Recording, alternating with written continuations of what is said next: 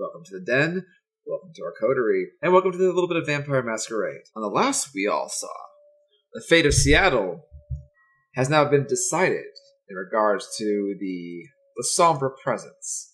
Though, while I'm not necessarily surprised, it looks like everything has now worked out for the better. At least for now. And just as a starting announcement, of course, as you can see, our resident Tremere will not be joining us tonight. He has had a long flight home in his coffin, avoiding the dawn to make it back to his home haven just in the nick of time. But he will be joining us next week. Before we begin, we're going to do a little bit of housekeeping. As last we remember you, Mr. Acer, you had a very, very violent interaction with Malenkoff. Last I remember, you were suffering at 4 aggravated damage. Yes. And also missing your arm. Though I will definitely say you have not completely recovered, your humanity has remained intact. However, you do need a little bit of breathing time. How much time do you wish to have passed in an attempt to heal? In this amount of time, will I still be able to do things while I heal? Or is it just kind of go in your little corner and sit there till you're done healing? Well, don't forget, you are essentially missing an arm all the way to your shoulder. So, you can still do things. It's not necessarily you are torpid, but the amount of damage you have suffered is significant. So, for any outings you have planned, obviously you could always make reasonable accommodations, but I'm asking you how much time you wish to spend at least trying to heal before your inevitable date. Let's go. If I have to go outside, I at least need 2 days, or however long it takes to get rid of 2 aggravated. Okay, so no rouse checks needed for this. We'll say if you want to test your hunger, you may do so, or we can just go ahead and give you the odd sum of you sitting at 3 hunger. Well, I'm already at 3 hunger, so you know what? Let's test a sucker. Let's see what my luck is like today. Okay, so go ahead for the first day. Go ahead, give me a series of 3 rouse checks. Alright, let's see. 1 success. So 2 failures. Oh, that puts you already at hunger 5. Yes, that does. This just became very interesting. So now we're going to have to go ahead and see what happens as a result of this. As you awaken a day or so after dealing with Malenkoff, the city, the drama, the haven is growing quiet. At the ESSC, you arise earlier than the rest of your coterie as usual. Your heart pounds. At least if you feel like it would. That tension in your chest never quite leaving you, even though you are lifeless. But your fangs itch as you could feel the mound of flesh in your shoulder begin to congeal and tighten. You can almost feel bone and sinew reaching forward. You see tendons snapping outward as if it's trying to reach out into almost a phantom limb, pushing outward as you will your body to heal. But it's taxing. You've never suffered mutilation to this degree. It's not over. I need you to go ahead and give me your morning's rouse check as well. Success. So good. Good. I don't know what's after hunger 5, which is next, but I don't have to find out. Well, there's still a separate problem. As you don't grow hungrier at the maximum, you feel the bars of your cage weakening.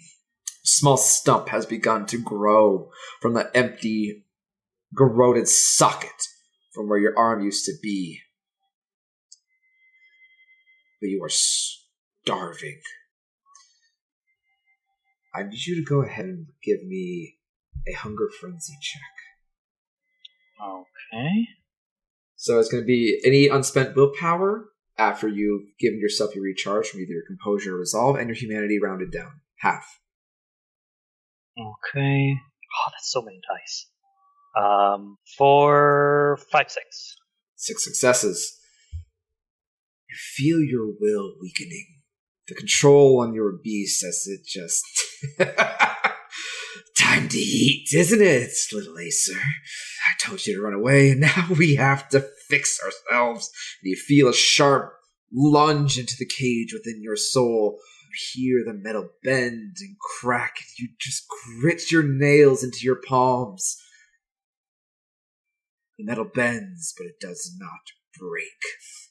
Oh, you will let me out. We need to eat! You're staying where you are. Oh, not for long. Every single heartbeat, every single pulse that walks around these halls, it's an easy meal.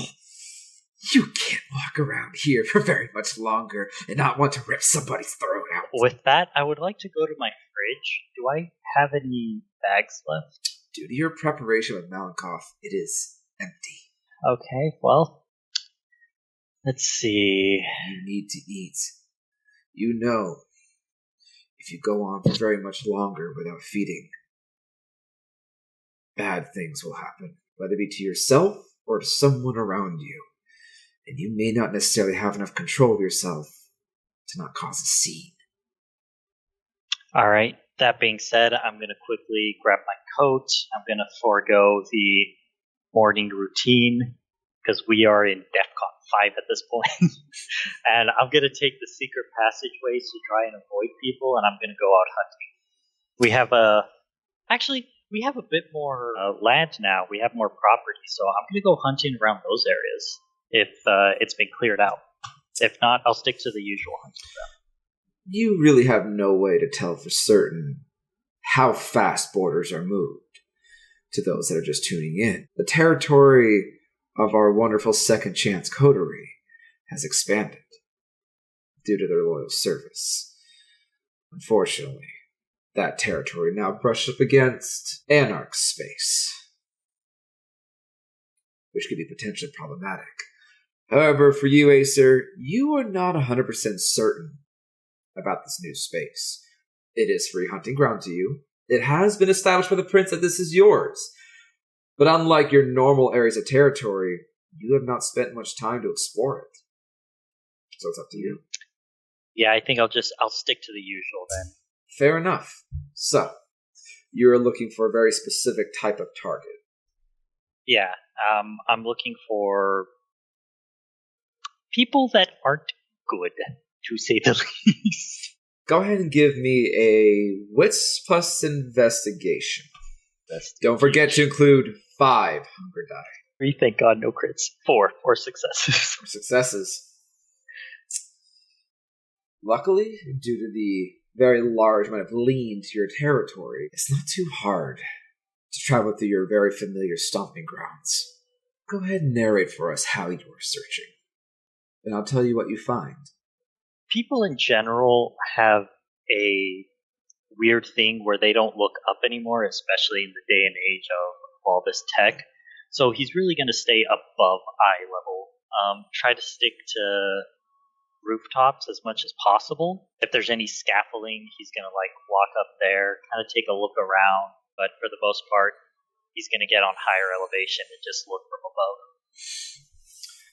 Fair enough. As you Batman your way across low-hanging buildings, small apartments, shambly houses, try to find your way towards the more industrial sides of your territory. That's not necessarily too hard. There are many of concerning and abandoned factory areas, buildings that are in disrepair, that hold all manners of strange individuals. It's not long, as you're kind of prowling around, that you happen to see a man. Seems to be walking very briskly at this time of night. You kind of check your watch, and it's 8:15.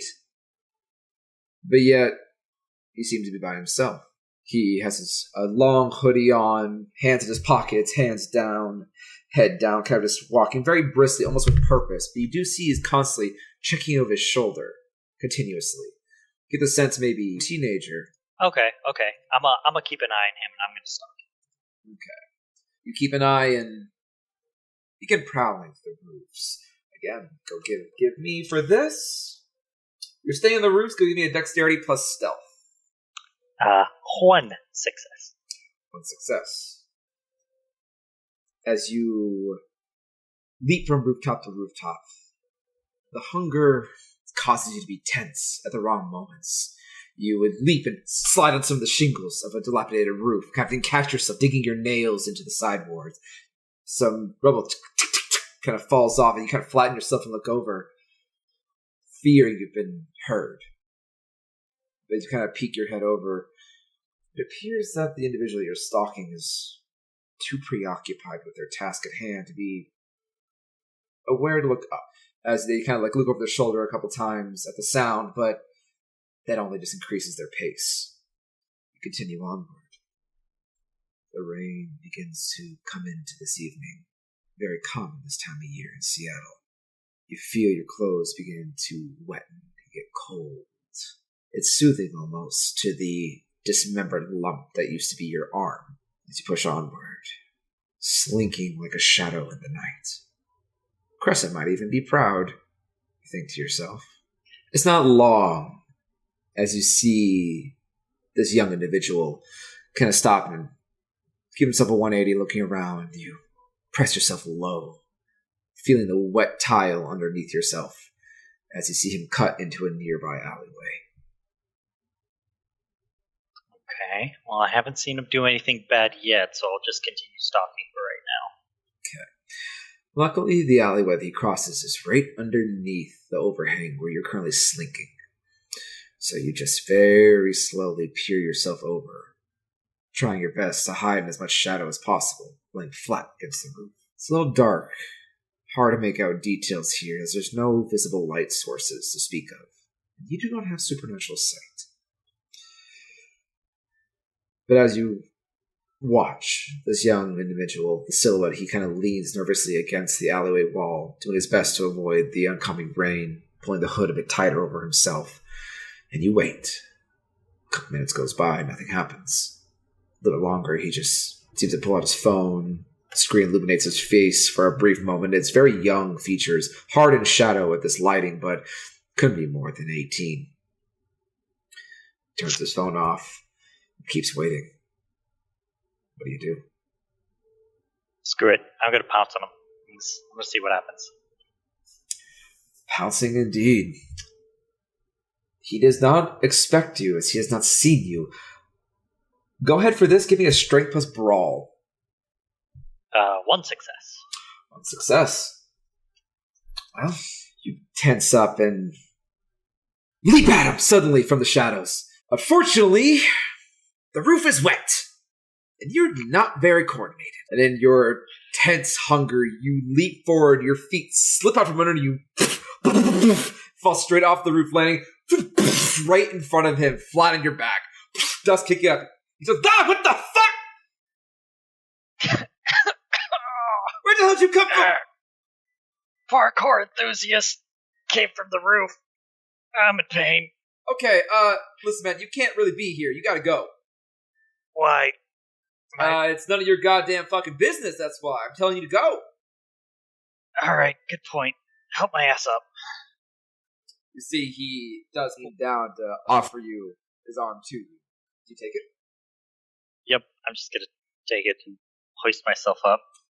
As you're hoisting yourself up, you hear a different voice. Lower, raspy. The sound of a mechanical click, like the sound of the hammer of a firearm being cocked. You hear the kid, "Ah, shit, damn it!" Okay, I've gotta go. Thanks, kid. You ain't going fucking nowhere. I'm not going anywhere, okay. I'm just gonna hold up my one hand. Kinda like in the I surrender position. You hold up your one arm. The sound is coming from behind you. Yeah, I'm gonna slowly turn. Hey, easy. As you slowly turn around in the darkness to see a much broader individual. He gets a bit closer and the stench is rancid. But to your relief, it's nowhere near as bad as Malin coughs. Gets in real close, maybe about a foot away from you before he stops. He looks over very quickly and kind of has a slight twitch to him as he looks over to the teenager. The fuck is the big idea? We'll be by ourselves, you little shithead. Hey, it wasn't my idea, okay? This guy was following me. Hey, what's the fuck he following you for? You some kind of fucking narc? Again, I was just practicing my parkour. I wasn't really following. I just happened to slip off the roof. And if you couldn't tell, as I kind of just wiggle the sleeve where my arm isn't, I'm not really good at this. He just slowly shakes his head as he gets real close, putting the barrel of the gun right to your forehead. You feel the cold steel kind of presses the gun into you. I don't fucking buy it. Alright, look man, I don't want to be here. I'm just gonna go. Nah, you ain't fucking going anywhere. I'll deal with you in a minute. Alright, that's fair. You very slowly back up against the wall, sitting down, completely unsure of what's going on with the situation. As while he still keeps the gun trained on you. He looks over at your new friend, it seems. Alright, shit stain. Give about 5 fucking seconds to improve my mood. You call me out here in the worst fucking time, and then I come out here and find you hanging around with some dipshit. I'm telling you, I don't know him. Why he's here, again, I don't fucking know, but I got the money I owe you. Really? Fucking hurry the fuck up then. What are you waiting for? Want Teresa to save your bloody hide? Come on! You see the teenager fumble in his jacket, and he pulls out what appears to be a plastic baggie, like a little sandwich bag with some rolled up bills in it. And he very nervously hand it over to him. That's all I got this week, okay? Just as the individual kind of tears the bag open with his teeth and flip the bills out, you can see he kind of snaps the little rubber band that lasts with his teeth. The bills kind of fold out of his hand, still keeping the gun on you. As you see him very quickly counting with his thumb through the bills. As he does, the teenager starts getting nervous. Like, just before you get to the end of that, what the fuck is going on? This gun he has trained on me, is it a 6-shooter? It is a 6-shot. Okay. Alright. He's maybe about half a foot away from you. Okay, cool. I'll just bide my time a little bit more. Okay. You just hear the guy say like, "You light! I was trying to fucking tell you. Times are a bit weird at school right now. People weren't buying as much. I couldn't peddle all of it. And where's the rest of the fucking merch? I don't have it. It's back in my place. Really? You don't fucking have it?" He moves the gun straight over to the kid. I'm telling you, it's all I fucking got. That's what I was waiting for. So as soon as he pulls it away from me, I'm going to quickly grab my switchblade and jam it in between. I want to do it in between the cylinder or the hammer. It's a very narrow space. It's gonna be real tricky. Go ahead and give me a dexterity plus melee. 4 success. 4 successes. In the moment, you crouch in deep and suddenly lunge as soon as the gun sways away, pulling out your switchblade and just ramming through. You see him just go, "What the fuck?" Bang! It's a loud bang. Just as you see a bright spark of light as you just barely manage to slip your switchblade through a sliver of a gap. Your switchblade shatters into pieces as the gun backfires. The gun itself almost erupts as the bullet and concentrated gas bend and twist the metal. You feel shards of hot metal fly past you very quickly in a small bright flash. Damn it! Oh, you're gonna pay for that, short stack! As he's gonna spin around to you, he's gonna punch you straight in the face. Alright. I'm a dodge. Alright, go give me a Dex plus athletics. Dang. 1. So you take 1 point of superficial damage as she cloak clocks you right in the face, stumbling you backwards a moment, grabbing the shoulders and pitting you up against the wall as you see him reach into his coat pocket and pull out a blade of his own. You're pressed right up against those cold, hard brick walls. You feel a very sharp blade pressing dangerously tight against your neck. This man's very large, meaty grip is clenching by the front of your shirt, pushing you hard against the wall. I'm going to try and punch him in the temple as hard as I can, see if I can't knock him out. Okay, he's going to try and cut you. So go ahead and give me a strength plus brawl. All right. 3 success. 3 successes. You see him turn his head just enough to wave your hand, shove the knife away, and hard right on the side of the temple. As he staggers back, you can hear the sound of something crunch a little bit as you hit him very hard. He kind of staggers back. He's kind of like, oh, fuck, damn it! He kind of stumbles for a moment. What do you do? Well, he's not out yet, so I'm going to run forward, grab him by his upper head, near the forehead, put my foot around him and kind of kick the back of his knee out to kind of slam his head on the ground. And again, try and knock him out. So you're trying to sweep him, but with force. Basically, because that's literally all I can do. I don't have any pills. Okay, go ahead and give me another strength plus melee. 1, 2, 3, 4 again. 4. You beat him. As he stumbles backwards, just kind of his head going down, you see he actually immediately kicks off his feet towards you, but just in time for you to catch this inside of your arm, straight into his neck. You sweep, crack him straight down, as you can hear the sound of skull hitting cement. Hits the ground like a lump. It's a pretty hard blow. His eyes kind of roll back in the back of his head for a moment. His jaw kind of slack. He moves a little bit every now and then, but he stopped moving. After that, I'm going to look around. Is the kid still here? You can see just in time as you look up and see him turning the corner of the actual building out of the alleyway, and it's gone. Okay, good. Quick look around. Anyone else here? Did he bring any friends? What's awareness? Again, 4. Dang. 4 successes. Keep an ear out. You look back and forth. Despite that kid taking off. You don't see anybody. It seems this alleyway is pretty abandoned. Okay, then I'm going to use his own knife. Give him a little cut. Nothing that will make him bleed out, but something that I can just get to. And I'm going to drink, but not kill him. As you pick up the knife off the ground, and it's you kind of roll your eyes. It's a really shitty little karambit. You kind of slice open a vein on his neck and dig into him very quickly in his inebriated state. The blood that hits you is spicy. It's caloric. It's full of anger, adrenaline. You begin drinking. Oh, it's good. It's really good. I need you to go ahead and give me another hunger frenzy check. I'm on it. Because you are starving. 5, 6, 7 successes. 7 successes. How much hunger do you try and slate?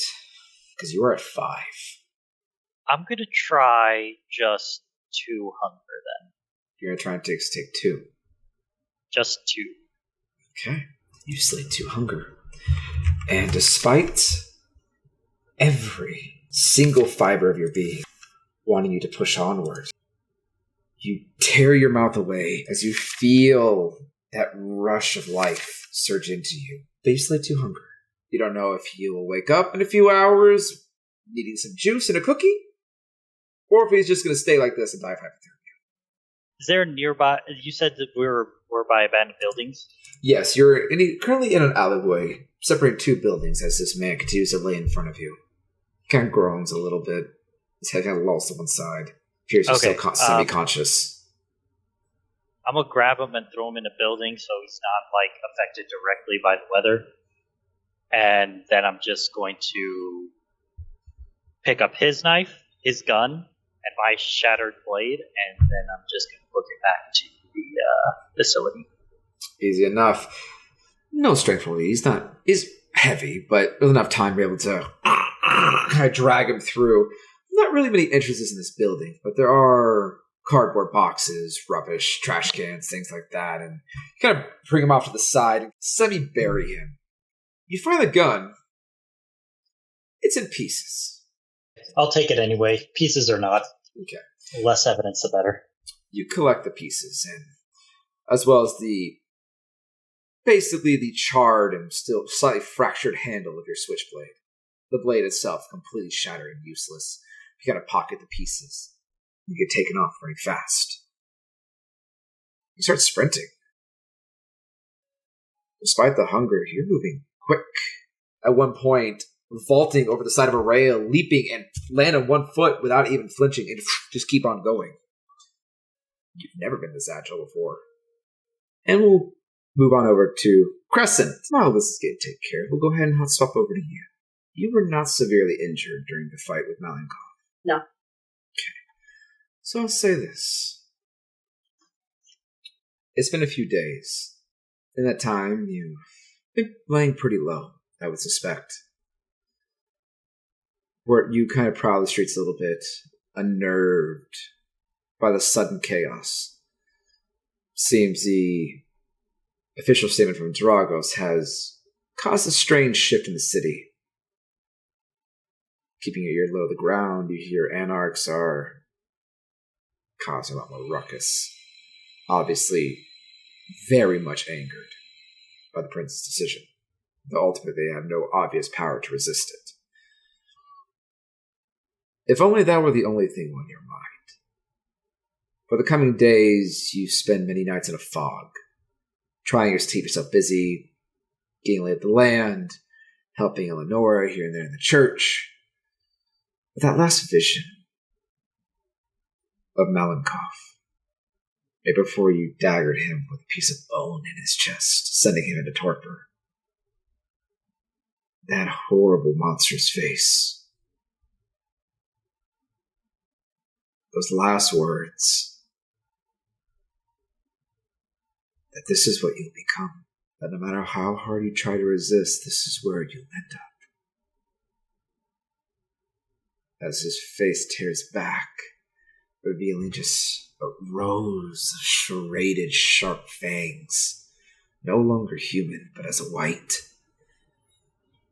His mouth teared open, almost like a Joker-like smile, before his skin goes gray. That vision, it lingers in your mind, and you feel something you've never truly felt since you're immortal. Fear. Not fear of an enemy or an assailant, no. That's petty. You can handle that. You can defend yourself just fine. No, this fear is different.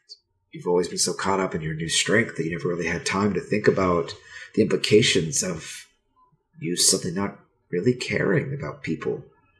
In fact, they overall kind of annoy you. A lot of unnecessary interaction, always talking and making noise, always looking at like you were some kind of monster. It's not long as you wander aimlessly. You find yourself where it all began, about a month ago, where you first really met Grayson and Acer at the armory. Appears you've been spending most of the night walking through the city. Take a moment to kind of sit on a park bench, just kind of reliving everything that's been going on. Where you hear a familiar voice. Oh, hi there. Funny running into you here. Very peppy, feminine voice that kind of makes you grit your teeth as you recognize Erica's voice. She's dressed in a business attire, long pencil skirt that kind of goes down to her half-calf, very pressed and clean, not a wrinkle in sight, not a crease out of place. Just a very nice, thick, slightly higher Ritz coat with a white fur-lined collar, kind of wrapped over everything. It's not very garish, still businessy, but it has a little bit of an expensive taste. Leaps off the bench next to you. May I? It's a lovely night. I won't say anything. I'll just gesture to her, like, go ahead. Absolutely wonderful. She sits down, stretches a little bit. She crosses her leg over one of her knees, and she adjusts herself to look at you with a very gentle smile. So, you've saved me a lot of trouble. And again, I'm just going to be very bluntly honest. I did not intend to find you here. I was actually probably going to try and meet up with you tomorrow at that treatment facility that Mr. Holland owns. Great cover, by the way. Very lucrative. I may have to contact him later for some possible flavors. if he's so kind, working with me. You'll have to take that up with him. Oh, of course. I'd rather not do side business. I like working with my clients directly. But speaking of which, I'm to understand you're probably feeling pretty relaxed right now when the Sombra are finally have their hooks into the Camarilla. I mean, it's pretty dramatic on how they have to get in here, but I guess a little show of loyalty is worth its own salt. Yeah, and I suppose you're about to say something along the lines of I have you to partially thank for that? Well, I wasn't going to gloat, but I did speak on your behalf to the Baron of Northgate. She was kind of on the fence. The Sombra are chaotic, based on what she believes. Her words, not mine. Every clan is chaotic. Well, that is true by our nature, but what I will say is that Ventrue, when I speak on my own clan, favor order and business over chaos.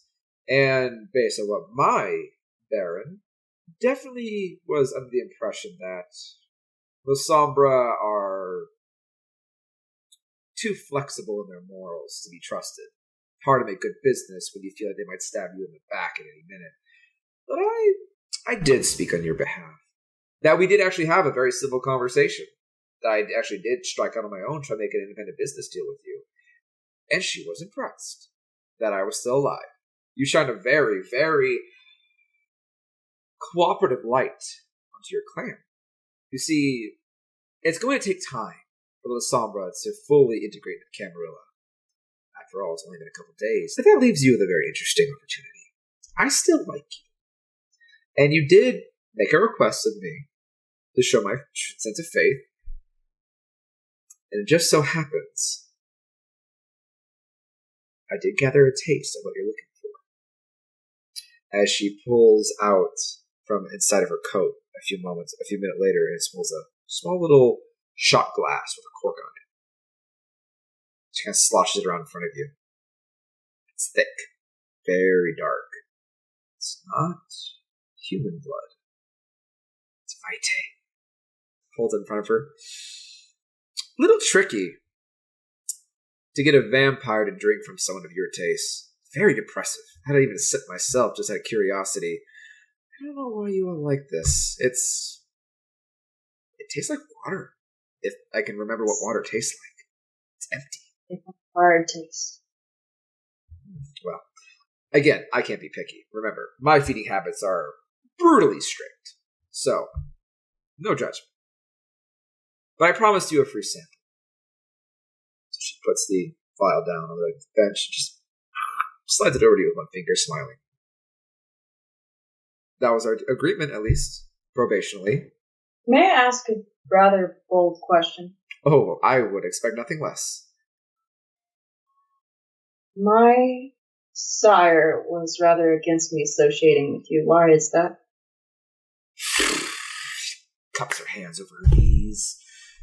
That's a bit of unfortunate history. So there is a history.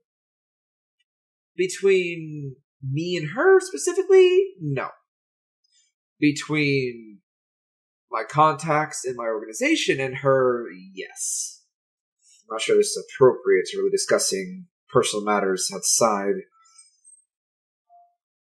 Why do you want to know, if I may ask, question for question? For obvious reasons, she is my sire. I trust her judgment, and I've known her a lot longer than I've known you. If she advises me that I should stay away from the system, obviously I'm going to heed that warning, as I haven't known you long.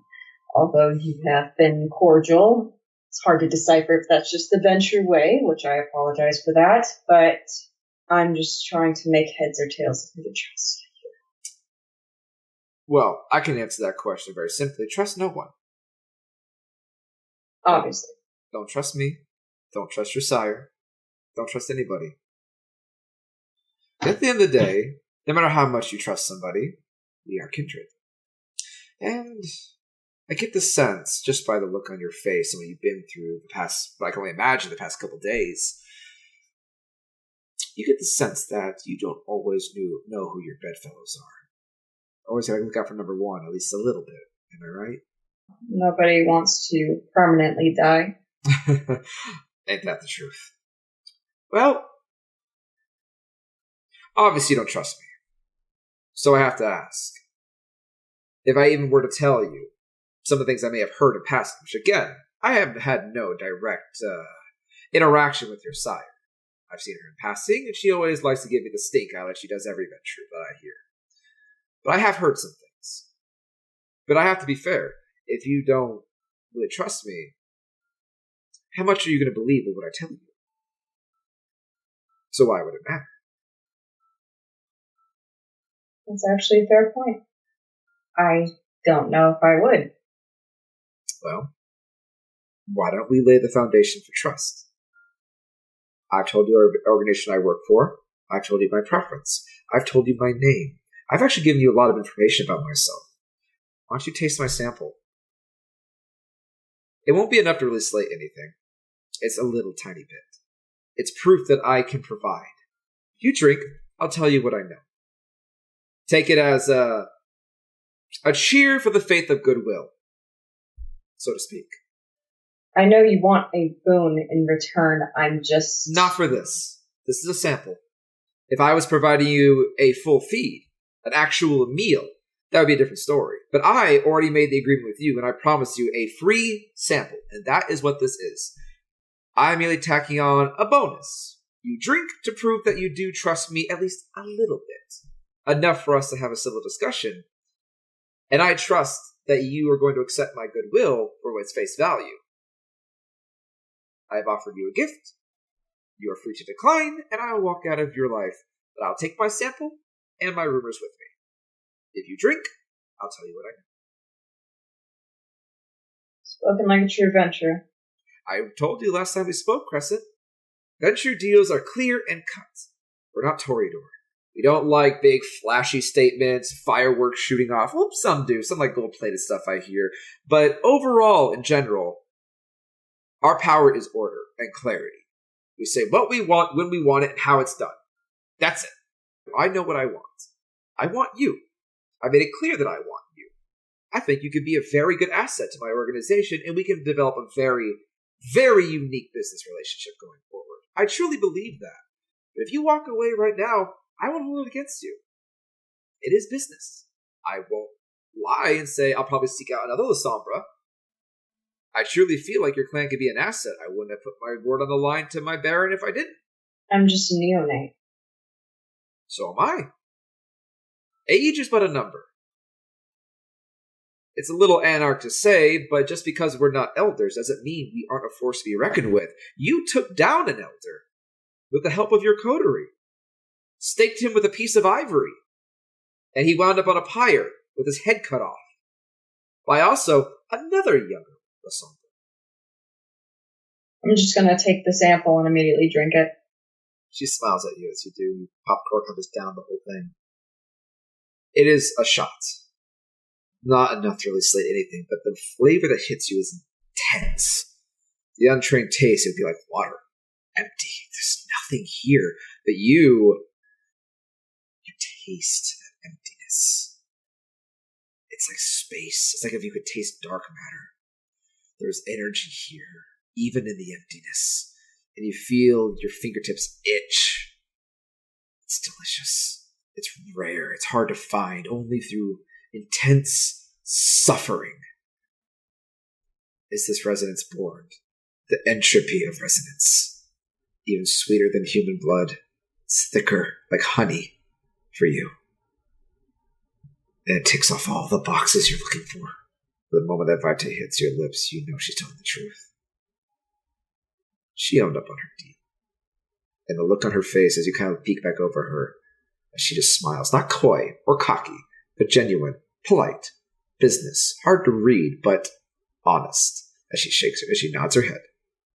Well, is it to your satisfaction? You mentioned the rumors. Of course. When I say this, don't shoot the messenger. These are rumors. I have no direct knowledge to confirm or deny them. I swear on my own life, I will not do anything. The rumors surrounding your sire are complicated. I believe the word hypocrite is thrown around a lot. Hypocrite. You see, my superiors, quite a few of them, at least in the past, as far as I know, have attempted this kind of dealing before.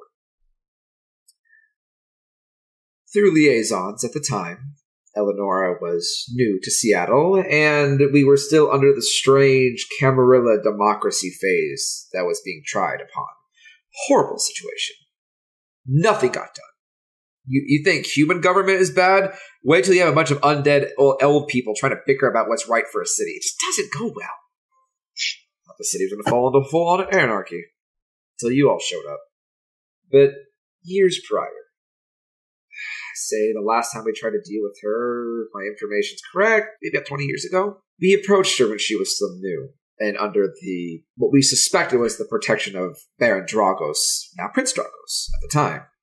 They had some kind of agreement that allowed her temporary passage within the city. And through time, she established the church that she now lives in. It was just a dilapidated shack at the time, but she's done well for herself to build it back up, and we noticed her savvy aptitude. Based on what my superiors said, they, through liaisons and contacts, tried to negotiate with her the same deal I'm presenting you now, and she sent them back in pieces. We sent ghouls as just initial messengers. At the time, we had only heard of the Sabbat reputation. Obviously, the war between the Camarilla and the Sabbat is bloody. Malakoff himself definitely had a horrid reputation of carving his wrath up and down the coast sides, east and west. I heard he did a real dangerous number in Chicago, too. Took out a few princes with his own hand. So, you can understand why my superiors were probably delirious. So, they sent their ghouls. Just as an invitation. Offered a preliminary summary of what we wanted to offer, kind of the same way I offered you, with maybe less specific detail, just to invite her for further negotiations. First time she said no. We tried again with a sweeter deal. And the next thing my bosses know, all three of their ghouls, their heads, wound up on their desk. And then a few years later, maybe about 5 or so years later, Aventru tried himself. Thought maybe we had insulted her. If she was older, maybe she didn't necessarily appreciate lessers handling business, by what I hear. So, he went in person. We don't know where he is. He never came back. We have no proof, and I'm not throwing accusations. People go missing in Seattle all the time. Between the Beckoning, Elders, territory wars at the time, barons trying to jump each other for subtle power plays. For all I know, he could have made a wonderful deal. On the way home, he just happened to get whacked. It's the risk you take when you deal in person. But it is 2 for 2. So what I could say is I have no proof to validate what is true and what isn't. It's before my time. Well, before I was privy to such information, I was practically an errand girl, looking for contacts for basically my bosses to snack on when they got bored. So they sent you knowing the Sombra reputation. Funny enough, they didn't send me. I came of my own volition. Why?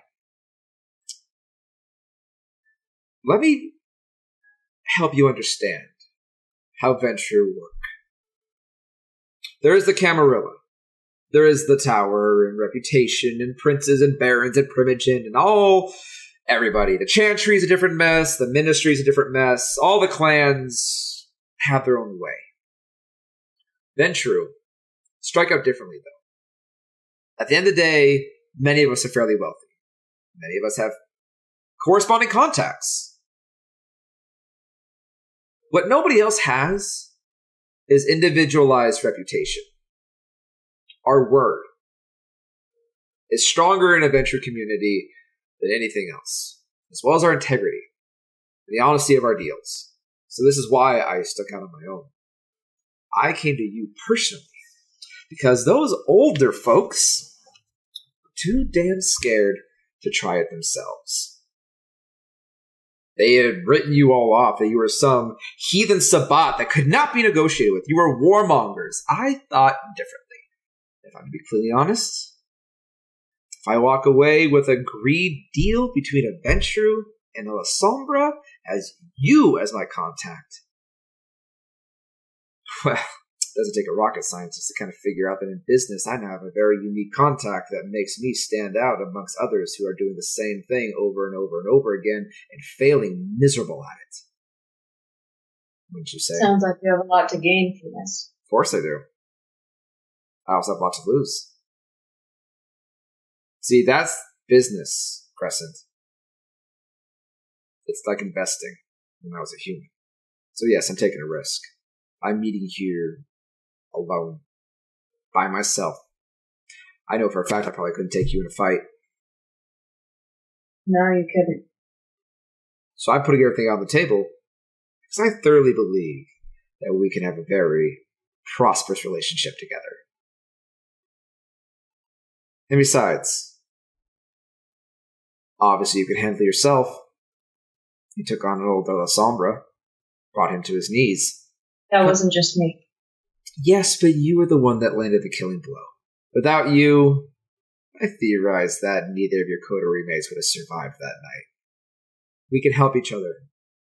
Boon for boon. So what about Enzo then? Why not approach him with this little deal, or did you do that already? No, I haven't approached Enzo yet. I had him on back. You were my first pick. He's older than me. Stronger. Also a higher risk. I know nothing about Enzo. He came with Eleonora. If the timeline is accurate, when he suddenly showed his face, and then Drago's, again, continued protection over her expanding haven, he probably was about as young as you are, if not a little bit less when he showed up. But the difference is, he's been around her longer. I don't know how much of her influence has eked over to him. I don't know how complicated a relationship would be, and frankly, I'm 100% convinced that I'd be able to walk out of that church alive if Eleonora had heard about it. You're younger, yes. Naive. I wouldn't say naive. That's not the word I would use. I would say you're more open. When you're underneath someone's thumb for so long, eventually it stops being a thumb and it feels like a roof. Protection. But the funny thing about a roof is that it comes with walls. 4 walls, typically a door. That door can always be locked at a moment's notice. What I'm offering you is an open field. A full moon field where you're able to see your horizons, and I'm always going to be very clear with you. I'm not saying you turn your back on your sire. I still have semblance of affinity for my own. No, as soon as she finds out, I can't guarantee what she would do, which is why I need more time to think about this. Fair enough. But what I'm going to say this is, does she really need to know? You are obviously capable of thinking for yourself, and you are a very strong, kindred woman. But again, that's up to you. If you want to go to Eleonora and tell her everything, I have no reason to stop you. All I'll say is, if I suddenly go missing because of that action, you'll have your answer, but you will be at a loss because I sincerely doubt that any of my older siblings, or even the younger ones, would have the same kind of guts to try this again if I suddenly disappear. Especially after the scene I made with the Baron. I need more time. Negotiations are a slow process. She pulls out another one of her cards. Just puts it right on the bench, right next to you. Doesn't touch you. Have a good evening, Crescent. I will be in touch. But the next one won't be free. Wouldn't expect it to be. And she simply gets up, fixes her skirt. Good night. And she leaves. The gentle rainfall of Seattle kind of ticking on the card. The same insignia of those red lips, just embossed on the front. After a few moments, I'm going to take it and put it in my pocket. Slide it next to the first one. 2 cards in your pocket now. I'm going to keep it in my pocket, but just kind of be fiddling with it, holding on to it on the walk home. For now, with questions swirling your mind, you head on home. As we'll go ahead and move back on over to Acer if he is back. Acer. You make it on home. You're still not as full as you would like to be. But unless there's something else specifically you wish to accomplish this day, we can continue moving sometime forward. No, Grayson's pretty much still out, so I can't ask him to do the routine blood thing, so I'm just going to stay at 3 until next time, and I'll try and sort that out later. Okay. Well, you can definitely interject onto Grayson's epilogues when he returns. But for now, some more time passes. You try to keep your head low, dividing up your time between various tasks and research, as we discussed. Your arm is feeling better, and Medico has definitely been hounding you. Very excited for the upcoming day where you two will go out. It's not long before the day approaches. Are you going to try to recover more of your arm sooner, or are you not going to risk it? I think I'm going to keep it as such. I'll just make sure that my arm stays under like a coat or a jacket and just kind of tie off the end in the usual sign of someone missing a limb. Okay. Today is the day. Maybe about a week in total later. You've done pretty good about managing your blood so far, I'll say for the sake of brevity in this case. But go ahead and give me a morning rouse check. Evening's rouse check, Michael. Success! Yay! You sit up to hunger as you awaken again. This time he's just going to get some casual pants, casual shirt, and then just pull out his one jacket and kind of just throw it over. You take a glance over yourself. You don't look too half bad, at least in your opinion. Nothing compared to Grayson, but I think casual is right for me. Your phone goes off. And I'm going to check it, see who it is. It's a text message from Medico. And you open it, and the message just says, "Hey!" And another message. I'm going to open that one too. Can't wait to hang out. Just got ready. See you in 5. Kitty face, kitty face. Another one. All right, I'm going to open that one. You just see the third message is just an address. Okay. With that, I'm going to text back. I'm going to mimic her hey. I'm going to put just as many E's as she did. And then I'm going to be like, cool, I'm set to go. I'll meet you there in 5, or are you coming here? What's the plan? I sent you a dress, smartass. Meet me there. God, this is going to be a long day. Oh God, this is going to be a long day. I can see the sun. Then he just, with a little too much pep in his step, kind of just exits out of the facility and starts to make his way towards wherever place she picked out. You get yourself taken care of. The treatment facility is bustling. People going about the daily routines. Jackson does give you a bit of a wave off as you come on through. You are walking? That depends. Looking at the map, how far away is it from the facility? Do I need to walk? Do I need to run, or can I just casually walk there? Looking from here as you pull up on the map, it appears to be of a slightly actually ritzier place than you expected. It's a very local bar known as the Emerald. About a 4.5-star rating, not bad on Google, and you look and it's about maybe a 45-minute walk. Okay, let's see. I got to meet her in 5 minutes. I'll just take a random car that's in the garage. I'll say easy enough. You slide past as you just manage to go by Rudy, who gives you a bit of a high sign, but he doesn't smile at you. You get the sense of maybe still some soreness on account of you poisoning him unintentionally. Alex, one of the younger staff, opens the gate for you. He's like, "Have fun, man. Stay safe out there. It's actually fun to see you out here during the day for once. That's surprising. Though, I wish I could still call it day, as you kind of lean over. It is roughly about 6 o'clock, but at this time of the year, it's dark." I gotta start making some changes, man. I love my little get-together, playing games and watching anime all day, but, it's nice to see the sun every once in a while.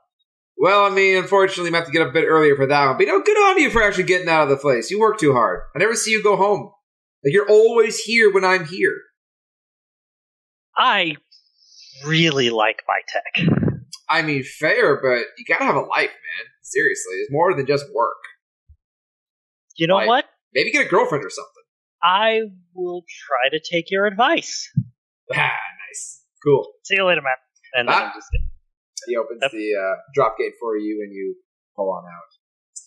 Traffic's not too bad. It's a little clogged on the bridge, as usual, but by the time you make it your way into the core city, trying your best to kind of take the off-roads to cut as much as you can off, I would say you're meagerly fashionably late. I'll try to play it off as fashionably late and see what happens. I'm just going to quickly park, and then I've kind of got to get a look at the place. Well, how expensive and gaudy does it look? Am I underdressed? You have to park a bit of a ways away into a parking garage. You get your ticket and make your way on down. Walk the block or so over towards the pin that she dropped for you. And from the outside, it's pretty nice. Not necessarily 5-star high class, need to know somebody to get in, but this is a place where you usually could get some nice bottle service or host a very unique event. You look at yourself, your clothes are clean, you're wearing a nice pair of shoes.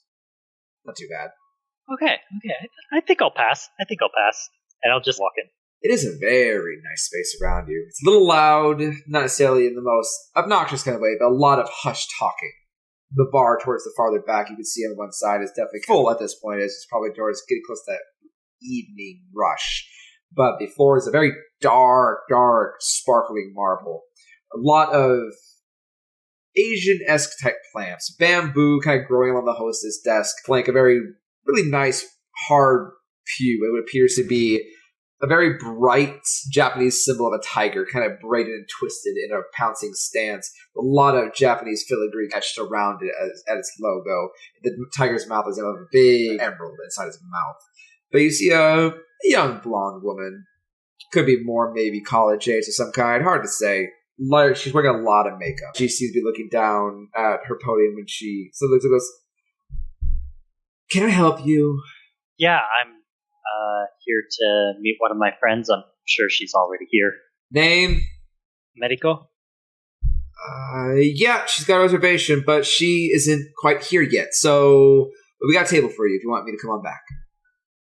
Oh, sure. Okay, thank you. She grabs a couple of menus as well as some silverware.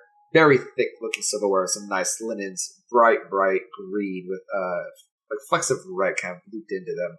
Not quite plaid, but also not plain either. She gathers up the sets and starts taking you around back, weaving you through the bar area towards closer to the back of the actual restaurant. A nice, comfortable corner booth that seems to be slightly dimmer lit comparatively to the surrounding areas. Not quite as much traffic through here.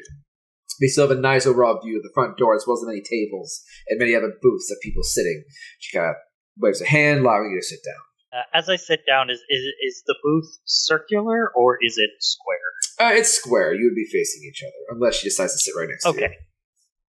Okay. Instinctually, I'm just going to kind of scoot over to the very corner. You relax. She puts her menus down, goes, do you want me to put any drink order in for you while you wait, or are you just going to hang stag until she gets here?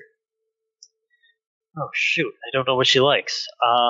Well, we have quite a lot of drinks. You can always get a custom cocktail. There's some very nice tequilas, as well as a very fine apple whiskey. We have actually a 1975 Merlot. That's one of our specialties for this evening. That one sounds interesting. Is that one, like, colorful? It's very rich red wine. You don't order wine a lot, do you? I do not. Do you want me to just bring you some sample glasses to try? And just tell me which one you like? You know what? That actually sounds like a lot of fun. Yeah, I'll take a few sample glasses. Okay, I'll bring over a tasting order. Do you want 3, 5, or 7? Probably going to be a long talk. Let's go 7. Have a little fun. Go, you got it. I'll bring over 7 half glasses for you to try, and I'm assuming I'll just take pics for you? Surprise me. You got it. She closes the pamphlet, says off to the side, I'll be back as soon as I can. And she turns off and heads off toward the bar to relay the order. As you're beginning to make yourself comfortable, though, what do you like to do? I'm going to pull out my phone and just start to Google wine. You pull up Google and you just start typing facts about wine. That's a lot of information. Thousands of articles immediately pop up onto your display as you scroll through them and realize this probably wasn't a very efficient way to do things, as there are various professional wine testers boasting about all different types of facts about dryness and taste and hue and color and smell, how to drink it, what to drink it with, where to drink it, what time of day. There seems to be a very large culture centered around just the topic of wine. What? Dryness? It's a liquid. How is it dry? It is a little overwhelming, though your ears eventually carry your attention away. Just by glancing up, you happen to see one of the very large, very big flat screen TVs that's suspended from the ceiling that seem to be always within view of every table. You can't help but notice that they're playing the news, and you see a picture of John Stone. Oh, all right. I'm going to pay attention to that. Tearing your eyes up and looking at that, the TV's pretty muted, but the subtitles definitely read out as a very familiar anchorman, now dolled up in his professional suit and cheesy, wide, white smile. And it goes off very faintly, something along the lines that you're kind of cutting the middle of. Upon further investigation, it looks like that one Officer Stone has been now discharged for his rampant and arrogant assault upon a local pillar of the community, one Grayson Holland. We did our best to try and get an exclusive interview, as it was found out that he was indeed injured by a firearm. Mr. Holland decided not to press charges. At this point, the bartender turns and just, fuck this, and just changes it, and all of a sudden, football comes on. Okay, as soon as football comes on, completely disinterested, just gonna click his phone off and look around to see if Medico has arrived yet. You actually, as you kind of click your phone off and just kind of ponder a thought from it, you look up and actually do see her at the front podium. You can definitely tell it's her from her very loud hairdo. Curled very tight and flared back. She doesn't have insanely long hair, probably towards their mid-back, but as tight as these curls are, she might as well be a Japanese Goldilocks. It's not until she comes around the corner that you do see her full attire, and it catches a bit off guard. Normally she's one to wear loud, bright colors, but she actually wears a very, very nice, long black dress. Crochet cuts in the front that comes down a little bit low. Elaborate strapping that kind of sashes across one side. She wears some very modest jewelry. Seems not necessarily ostentatious, but definitely nice and legitimate, even to your untrained eye. Not too high of a heel, makeup very light, but accentuating. She looks really pretty. And now something makes sense with the former idol aura. Because as you can see as she walks around the aisle, there are several people that, especially men, that turn their eyes to look at her and be kind of hushed whispering to each other as she passes by. Okay. As she gets closer, what I'm going to do is I'm going to actually get out of my booth and stand up and wait for her to and give her a little gesture and wait for her to sit down before I sit again. She gives you a flash of that brilliant white, coy smile. Like, don't try to act all fiffy and fancy. Just sit the fuck down. As she tosses her purse into the booth and just kind of scooches on in. Kind of adjusting her dress a little bit to get comfortable. Hey, despite how I usually act, my mom raised me to be a gentleman. Did she raise you to cancel out on pretty ladies 2 times in a row? No, that was my own dumb fault, and he just kind of sits down and goes back into his corner. Well, then you know between your mama and me, I won't say nothing. How about that? We'll call it even. Fair enough. So, what the hell happened, and why'd you cancel on me? And she leans over and speaks on like, what the fuck happened to your arm? Last time I met you had 2 of those. Right, well, this is the reason why I had to abruptly cancel. First off, you've met our friend Sierra, right? Didn't really have too many words with her, but she seemed polite enough.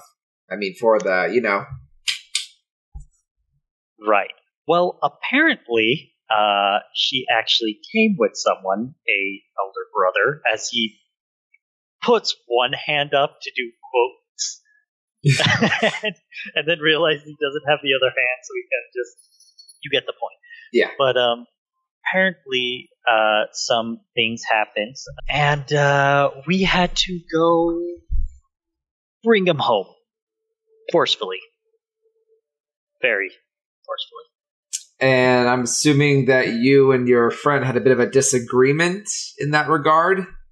One in particular. We wanted him to get tortured, and he wanted to erase me from existence, because I may or may not have killed his two friends.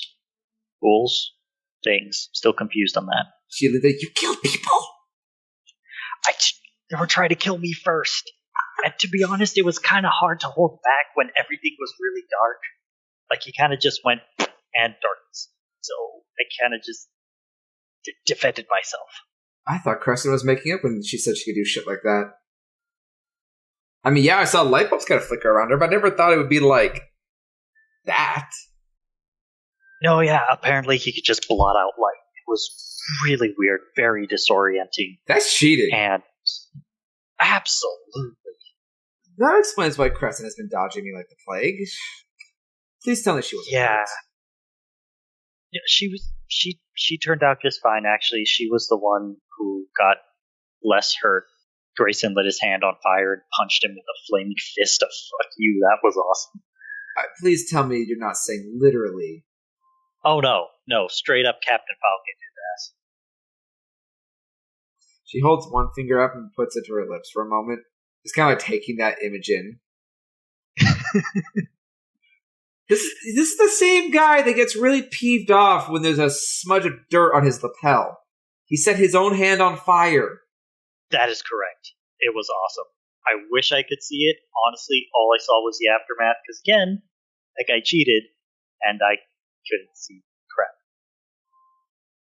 So you can't verify. You just saw him burn. So that's still up for debate then. Regardless, after that incident, Crescent was able to deal the finishing blow to restrain him.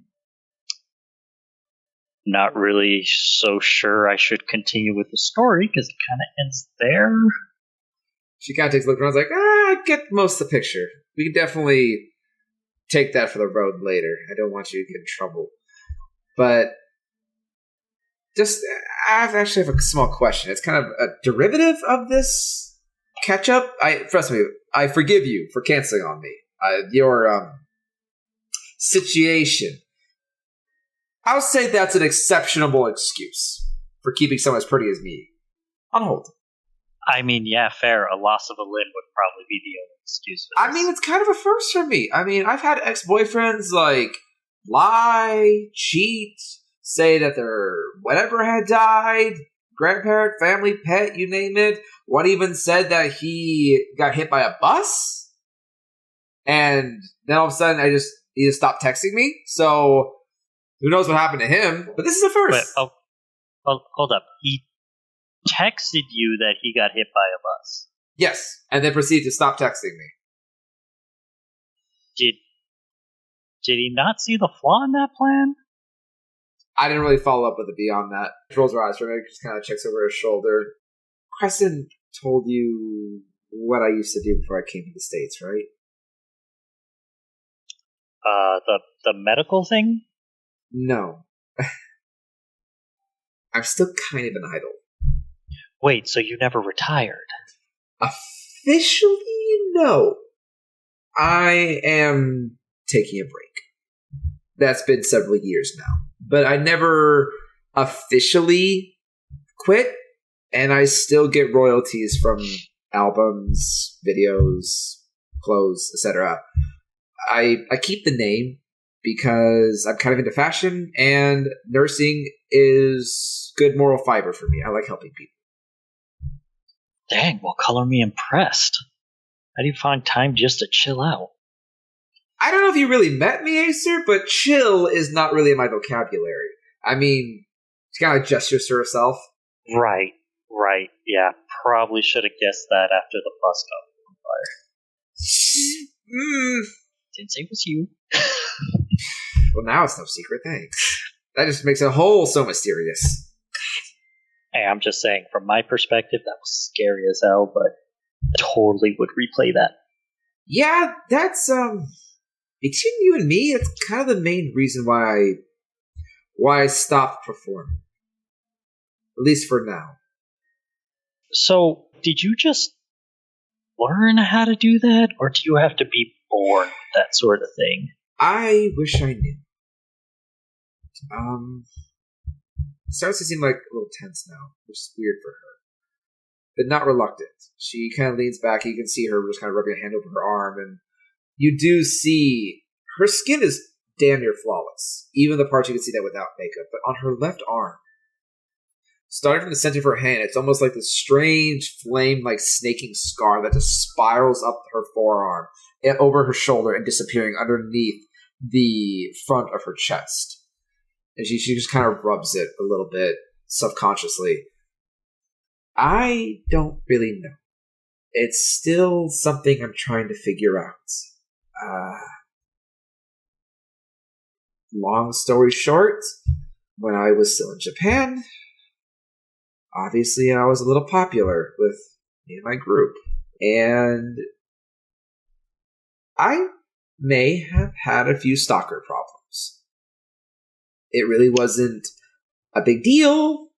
People get excited. Japan guys really take their idols kind of seriously over there, and there's some weird things that can happen. But usually we're pretty safe. Meet and greets, sometimes a hug, sometimes they pay extra for an autograph and a kiss on the cheek or what have you. It's not a big deal. I was walking home one night after a performance. I was really stupid. I was in a bad space because my dad had recently passed away. It was a car wreck. I only had heard about it because he was away on a business trip here in the States.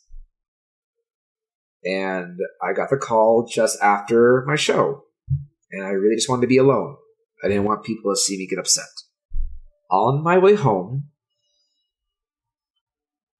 you see she gets a little watery out of the corner of her eyes, but she quickly hides it. I got jumped.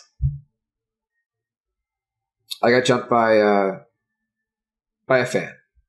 I'd seen him a couple times in the crowd. He came to a lot of my shows. One time, he even offered extra for one of my bows that I wear in my hair on stage, which is, I thought was innocent. Until I realized he definitely was innocent because he came after me with a knife. Wow. Well, that's not the wow part. See, until recently, Magic was always fun. I liked watching it. David Blaine, all that. But the next thing I know, I'm in a daze, in a panic. I get cold clocked on the side of the face, and something about he's going to take me away or protect me from the world type stuff. Really weird, crazy talk. It was much of a daze, but next thing I know, I'm really angry. And spitting angry. I wasn't afraid. I guess maybe with the combination of what was going on, I was exhausted. It's not an easy thing to be a model and an idol. I was working fucking 90 to 120 hour weeks, performing and moving around all the time and lacking sleep. And my dad just died. And next thing I know, just something snapped. I just couldn't take anything else. And I just screamed at him. The next thing I know, literal fire burns the absolute fuck out of me. But jumps off me and burns him alive in front of me. That is a bigger wow. The scary part is I tried to put him out. I didn't know what happened. But I literally smothered him in a big tarp that was nearby in a junk pile. And it just kept burning. No matter what I did, it didn't stop. Until he wasn't moving. And the moment he stopped moving is when it went out. And it was real fire. That's where she kind of shows off her hand a little bit. It kind of made this worse.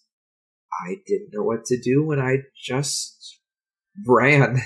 I ran and ran and I ran all the way home. I thought it was a nightmare until I turned on the news next morning, of course on my one and only day off for that month. And he was all over the news. Look, I'm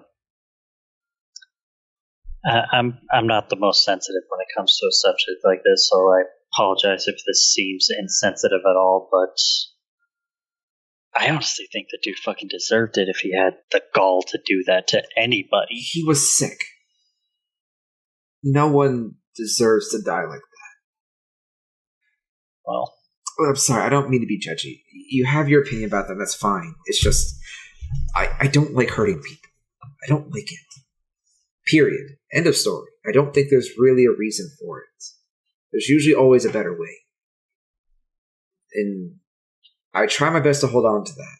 But shortly after that happened, I spent some time thinking about it, and that's when little things started being weird. I would walk by, let's say, a couple candles, and they would just light up without me even intending them to. Or I would be sleeping, and then I'd wake up from a horrible nightmare, and I was floating. After a while, it kind of kept progressing, and I started getting scared, and then I didn't really want to leave my house, because I was kind of afraid of, what if there were others out there, and so I took a small vacation. I called my management, they let me have it, and in that time, I guess I kind of just dabbled with it. I didn't want anything like that to happen when I was on stage, or worse. So I practiced, tried to figure it out, and that's where I realized, well, apparently I could do magic. Like real stuff. I don't know the full logistics, but apparently a lot of old books are not necessarily wrong or right either. But they exist. But overall, I try to keep it on the down low. I don't know the rules of this yet, and I don't know what I'm dealing with. Trust me, I'm still trying to figure out rules myself, but if I'm not being too pushy, that is actually super fascinating. Would you mind if I tried to help out? You really don't have to worry about me. I'm okay on my own. I don't want to trouble you. Especially, when you're not fully yourself. It's fair. Don't worry. I'll keep that in check. But trust me, I know you have Crescent, and she's probably super great at keeping you safe. I was thinking more just uncovering information. I have a lot of places I could go to bring up some really old texts. Maybe I can help out find an origin or something, if you wouldn't mind. Go ahead and make a charisma plus persuasion roll. I don't have those. One. One? Honestly, not that hard. Especially as she's kind of chewing onto it. You can't help but have this very naturally earnest puppy dog face. Despite your current condition, you definitely showed genuine interest. And she seems to be kind of really chewing on it. And then the tray of wine appears. There's this. And it couldn't be more well-timed, as your server, who is a very naturally attractive young man, bit of close-shaved stubble, black server uniform, sets on a very large oak mahogany slab on you with these little divots cut into hold, very elegant-looking wine glasses with an array of colors, hues, and clarities. And Medico just goes wide-eyed, looks up to you. Well, someone's springing for fancy. Alright, you know what? I suck at lying, so here's just the truth. I don't know about wine. I just thought it'd be better to get a sampler. You see it for the first time, she just kind of dips her head, and you actually see her cover her mouth and stifle a giggle. Before she just looks up at the waiter and goes, we'll start with this. Can you bring also some sliders? I could really go for just a bunch of mini burgers. If that's what you want. That sounds delicious. And in my head, I'm like, that I cannot. The server just nods his head and takes off. She takes a small chuckled sigh and looks up to you. Okay, I gotta admit, the public library is kind of thin on this stuff. Trust me, I tried a lot of the weirdest books I could find, and you'd be surprised how much shit is actually fake. True. However, the fun part about the internet is not only is that stuff in there, but potentially more. People actually share a lot more than they need to, and sometimes it could leave little breadcrumbs to the truth. Just gotta sort through all the BS. Okay, fine. Okay, if you just happen in one of your many deep dives into the deep web, you happen to hear something weird locally, I would appreciate it. I will take it. But on that note, not to change the subject off of me because I don't like the spotlight, cough, cough. How's Crescent doing? I have to admit, since you guys came back, she's kind of been dodging me. And not in her normal antisocial way. Like, I wouldn't say she's depressed, but that's about as the closest look I could say she has. I don't really know Crescent as well as you do, but there's definitely been something eating at her. And if I may ask, this is going to sound a little weird, but does she swing both ways? I mean, when I first met her a couple years ago, she did try to ask me out, and I shut her down. Wow, you should. I'm actually kind of impressed on that. I walk a very straight line if you catch my drift. That is fair. That being said, okay, so then that explains a couple things, because she seems really into her sire, like really into her, and I don't think it's the whole magic thing. I don't like her. I know what you're talking about, and I've had quite a few talks with Crescent about it, and I don't like her. And she knows I don't like her. Why? What's up with her? I've never met her in person, but every time Crescent talks about her, it's too starstruck. Like she could do no wrong. And I've been on the receiving end of that kind of attention. It's not healthy. And I told her this, but she doesn't listen to me. She never fucking listens to me, no matter what I try to do. But what concern... Wait. You mean it's worse? Because from what I've seen, it's more like puppy love, but I don't know that side that you're talking about. She never criticizes her. What Crescent has told me, her friend Eleonora is very critical about everything she does, where she goes, what she does, what she dresses, what she eats, how she does it. Crescent do this, Crescent do that, Crescent go here, Crescent go there. It's what wound her up crashing through my goddamn roof. And she never has a bad thing to say about it. She never complains either. Almost like, thanks, Eleonora. I would love to get rocketed through a roof I'm on fire. It sounds great. Just another Tuesday afternoon. It's not right. She never says anything bad about her. She never even jokes about it. Like, I made one time a joke about how her style is so retro, and I swear it looked like I punched her in the face. If I wasn't in front, I'm pretty sure she would have lit into me. She seemed furious that I just even goaded at her older tastes. You can see Acer, like, the more she's explaining, the more on his face it gets very confused and puzzled. And he kind of just absentmindedly picks up one of the cups and just kind of sips it and just starts thinking out loud.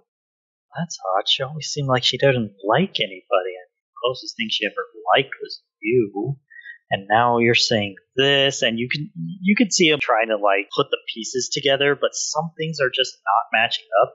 Finally looks at Medico in the eyes like, that legitimately sounds like the strongest Stockholm Syndrome I've ever heard of. I didn't think it was that bad. I honestly have no idea. But she will not budge when it comes to Eleonora. I've told her many, many, many times how all I can say is I want her to be careful.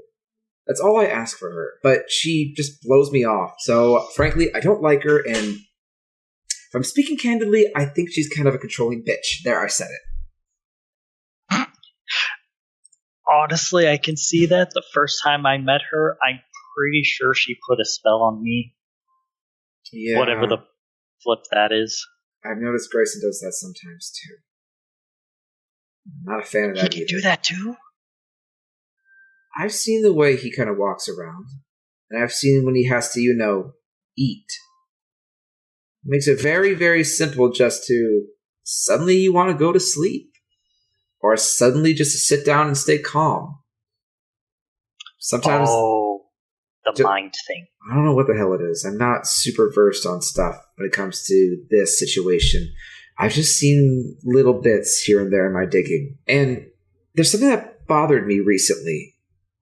Remember Danica?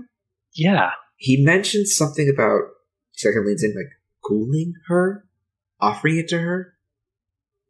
And I'm not a huge knowledge of this world yet. I know a lot of things. The last time I came across something that said, like, a cooling, that was like another word for, like, slave. I'm sorry, slave? Like a servant. So that you give them a little bit of power, and in return, they have to listen to you. And it sounds kind of like Crescent, but I don't think it's the same thing. Because technically they're still people. Not dead.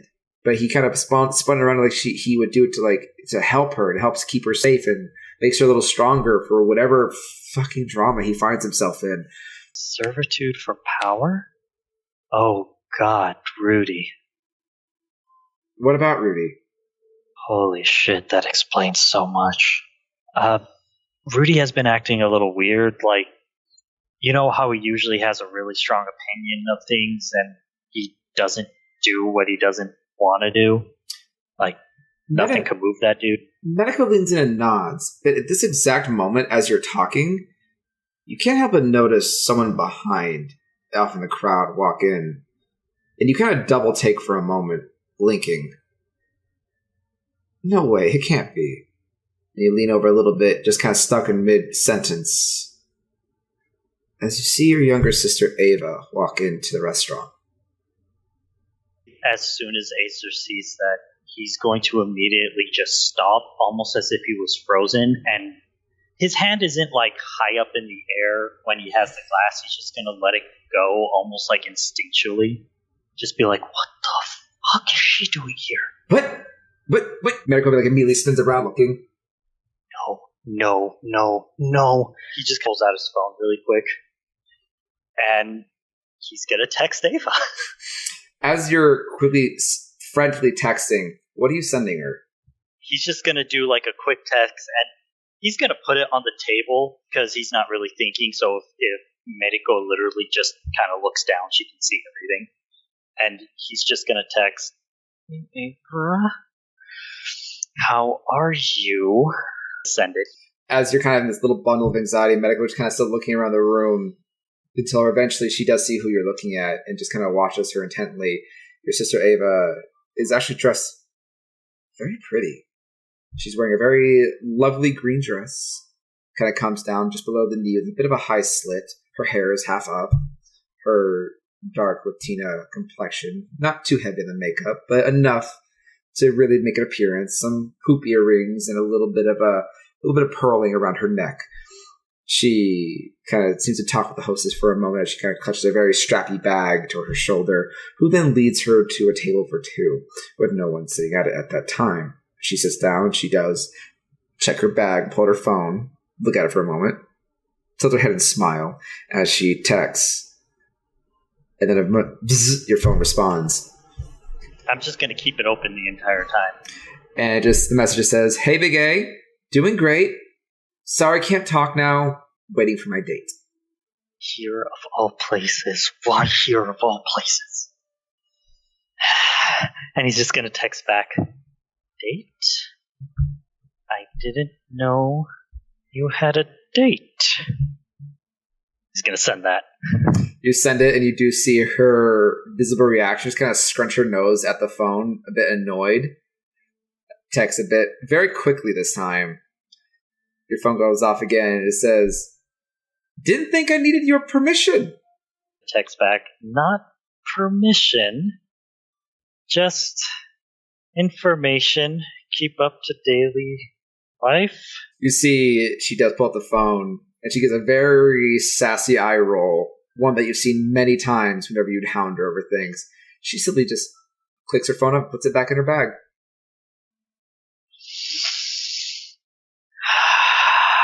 Medico is looking between both of you, just kind of leaning with this slightly shit-eating smirk, and go, crazy ex-girlfriend I should be aware of? No. My sister. Oh. Well, for starters, your sister's... Holy hell, she's pretty. I mean, she, leans over, but actually puts a physical arm on her boot for a second to check her out. Damn! She is, yes. No offense to you, but damn! Fuck. Why is she in Seattle? She's supposed to be at home on the outskirts. I mean, is it that bad that she traveled into town for a date? Okay, from what I've been gathering from Crescent and Grayson, knowing about us is not exactly a good thing. I mean, I would probably say it's healthy not to know anything. And therein lies my problem. Much like your story, on my way home, I also got jumped. And instead of keeping it from my family, I warned them about these weird things, and they actually helped me through some issues for a year or so before I moved out here to figure out what the hell was going on with me. Okay. She speaks very quietly now, kind of checking over her shoulder. You actually see, she looks over her shoulder, and you see she runs a hand along the table very quickly. There's a small spark that kind of flares a small rune in the table. Before she leans in, speaking normally again. I'm pretty sure Crescent told me that's against the rules, and now she's suddenly speaking in a regular toned voice. Yes, it's against the rules. But I didn't know that when I turned. She shakes her hand, and she just, puts one finger up, and she goes, "Hey! Look at me! I'm naked!" What are you... Nobody even noticed. Wait, what the hell is going on? That's a nice little trick that I've learned, so I can watch anime at work, and Grayson doesn't know. You tell him, I will cut your tongue out. Honestly, I might just join you instead. What? Wait, so... I figured it's better than whispering, and since you decide to outburst something that's really fucking stupid. I'm not a huge thing about your guys' world yet, but by what Crescent told me, that sounds like a big, axe-startering no-no. Yes, apparently it is an axe-starting no-no, but I didn't know that. I was literally jumped and then just left to my own devices. I ended up somehow finding my way home, and was the one who found me first, and in my state, I kind of almost ate her. Oh. Well, that will get the cat out of the bag real quick then, I think. Yes, my family knows. No, they shouldn't be telling anybody, but I really don't want them in the middle of frickin' Seattle, where now I know that everything is controlled by these frickin' vampire psychos.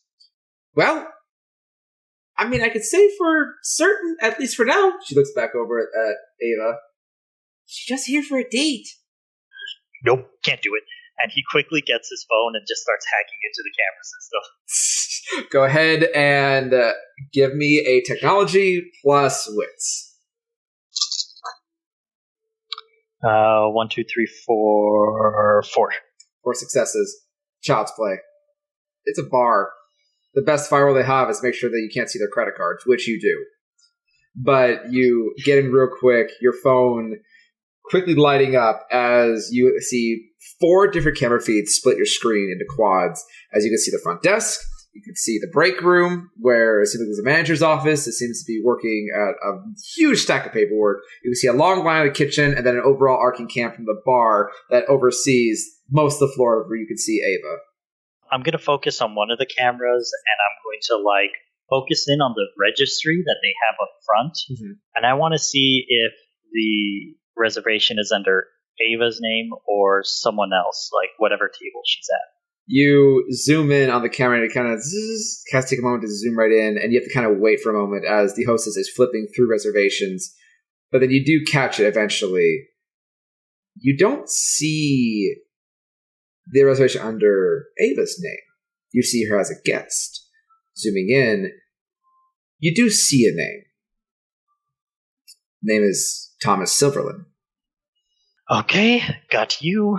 And then I'm gonna kind of minimize that, put it off to the side, and then go up and search up public records for Thomas Silverland. Go ahead and give me a... This is going to be an intelligence plus academics. Okay. Because if I remember correctly, I remember that name from somewhere. I don't know why it's ringing a bell. I don't think I should know that name, but for some reason I think I do. Well, what's your role? Wait a minute. What's your role? Really quick, when I hacked into the database and looked up Grayson and Crescent, was that name under Grayson or Crescent? When you looked up the information on your coterie mates, it wasn't under Grayson. His file was pretty scrubbed, replaced with whatever identity had replaced it. Crescent, however, you found her full name. Haley Silverland. Oh my god. And her surviving family members, one of which appeared to be her younger brother, Thomas, in an obituary post shortly after her death, supposedly from overdose. Holy crap. My sister is dating Crescent's brother. Medico is like, what? Medico, Spill the tea! Spill the tea! What's going on? Silverland. That's Crescent's brother. Are you serious? She has a brother? She never told me that. She never fucking told me that. I should be insulted. Yeah, she has an entire family. I kind of looked her up. Well, I mean, I assume she has a family. She had to have been born. I know she had a brother. Well, yeah, apparently they're alive and well. They just flirted with me and she was holding out on me. Damn it. I can't stop this. If I stop this, I out myself. Then Crescent knows that I know. I can't do anything about. Oh my god! At this point, you do actually see on the front camera, a young man come in. He's dressed in a very nice suit, very broad-shouldered, very strong jaw, lean frame, kind of cut down. He's wearing a very dark suit with appears to be a high school football ring on his ring finger. He has a short-cut, blondish, reddish hair that kind of cuts back into a slight, swooping fade. He's a very good-looking man. It's a combination of, like, Downey Jr. and Thor had a weird mashup, and it turned out right. But he walks in, and you just see him lean over to the host. Unfortunately, these cameras don't have audio. You just see she crosses Thomas's name off the list. And you can see from your booth as Thomas does walk around with a remaining menu, and Ava does stand up as soon as she sees him. You can't hear exactly what they're saying, but they appear to be greeting each other pretty friendly. There's a little bit of, like, cute awkwardness between them. But Ava does go in for a hug, which is reciprocated before they both sit down and begin speaking to their server. I'm not a helicopter brother. I don't need to know what's going on. She's a good girl. She can make her own decisions. She's not dating a vampire, right? I'm pretty sure she's not dating a vampire. I don't need to check in on this, right? Medico, tell me I'm right. I suggested maybe we go home before you blow a fucking stroke that you could fix later. Right. I don't need this. I trust her. Crescent's a good person, right? So the family must be a great people, right? I mean, Crescent's a little violent, but I think that was a post after the fact. You just see his knuckles kind of whiten. I'll put that away. What are you going to do? Mr. Baby Arm? I don't know. Drink him? That sounds like a good plan. Really? You're going to drink Crescent's brother? She kind of looks over. No, I can't. Damn, he's because cute. I actually... Holy shit! No offense to you or your sister, but they would make great babies. Yes, that's... Right, sorry. Bad timing, but I'm sorry. But in your current condition, I'm pretty sure he would just, pancake Acer. Normal Acer, yes, but I got a little advantage even with one arm. No. She's a smart girl. She can take care of herself. Acer, I've seen this movie 1,000 times. It does not end well for you. Right. The less attention I draw, the better. If I draw attention to this, the secret could be outed a lot easier. So it's fine. I just gotta calm down. And I gotta trust that my sister knows what she's doing. You do see as you're kind of like just white knuckling through this. You watch as Thomas actually reaches over and does take her by the hand, and they seem to have some kind of personal conversation. Where he does lean over and kiss her gently on the fingers, and it immediately sends your blood into a boil. Go ahead and roll a frenzy check for me, please. 7. 7 successes. You hear your beast inside just growl territorially. You know, I don't like you much, but that's our sister. Look at this meathead. Charming up on her. Should fuck him up. Show him what for. Splatter his brains against the wall. The nails on my one good hand start to grow a little sharp before... I assume I succeeded, right? Yes. Okay, just checking. Before he kind of notices his own nails like growing out and just wheels them back in to be normal. It's like, yeah, we better go. I'm not paying for this table. I suggest you leave about... She kind of like does a quick like counting of on the table. Fuck, I never got her sliders. Leave 100. He just throws some cash on the table, not really counting it, which I think he left maybe like 200-300. Yep, you gotta go. And he tries very hard to like look away to make sure he cannot see. Go ahead and make a dexterity plus stealth roll for me, please. As you and Medico are trying to sneak your way out at the back of this restaurant. I got no successes. Did you get any bestial failures? No. Thank God. As you and Medico rush very quickly, you unfortunately wham! Right into your waiter as he just drops a tray full of sliders, a big old open bottle of wine, as well as 2 very beautiful glasses that come crashing with a smash onto the table. As soon as you kind of stay there, Medico just kind of puts her mouth up in front of her face, and you are just drenched in sauce and meat, as well as wine and just glass all around you, and you just fuck as you kind of look up. Ava just stares at you, just wide-eyed. Thomas now also looking at you, and very quickly the entire room is now looking on you, and the embarrassment starts settling in. As you just feel Medico's arm just very gently touch you like these. Yep, time to go.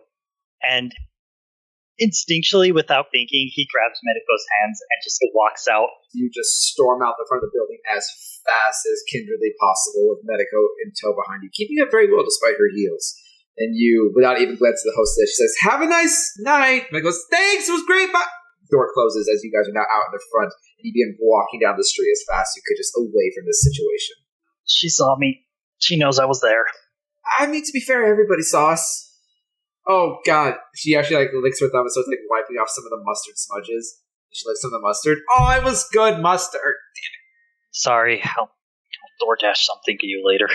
No, it's fine. I was actually looking forward to having fun tonight. Damn it. Oh, well. Sorry, that's definitely my fault. And he just kind of brushes off as if it's going to help whatever's, like, on him. You're not going to get that off that way. Come on. With that, she loops her arm in with yours, starts taking you down the street.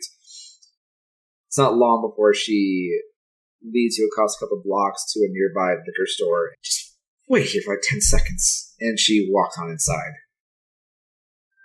Without really saying a word, he turns around and just looks about, takes out his phone, looks at it, hopes there's not a message. You do see a message, and it is indeed from Ava. Opens it. You just see a picture, and it's a selfie of her kissing Thomas, with a message underneath that said, "Hope you are having as great of a night as I am." Put the phone away. Storyteller, what's around me? Curly, what's around you? You are standing at the front of a liquor store. There is a very large trash can in front of you. You are standing at the light post. There's a homeless guy not too far away that seems to be drinking out of a brown bag. Nope. And he kind of just sits down, trying to release some kind of anger, just starts punching the ground. Go ahead and just make one more frenzy check. I don't like your frenzy checks. I'm not the one that's furious. Damn right I'm furious. 4. 4. You just keep hitting the asphalt over and over and over again. Before long, the stinging in your good hand, you pull back and the knuckles are starting to bleed.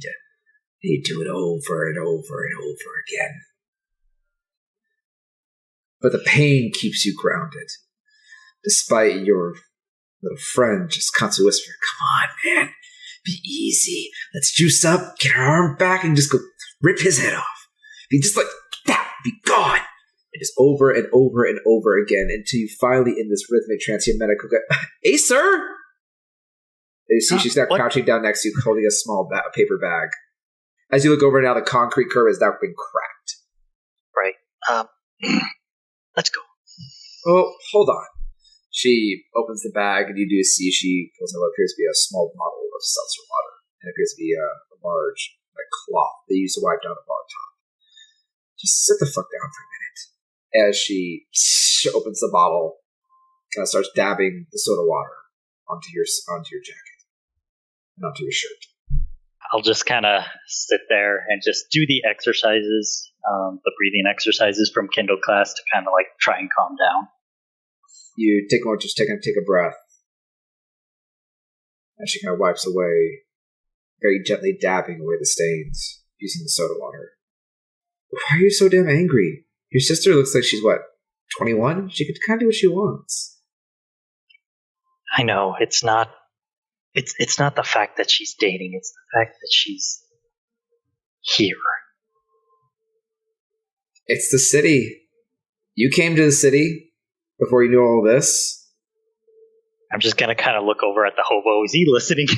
He is watching you just very wide-eyed. He's just drinking out of the paper bag, just...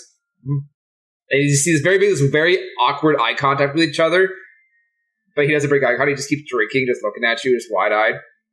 He's just going to slowly turn to Medico, and he's going to say everything in a whisper so he can't hear.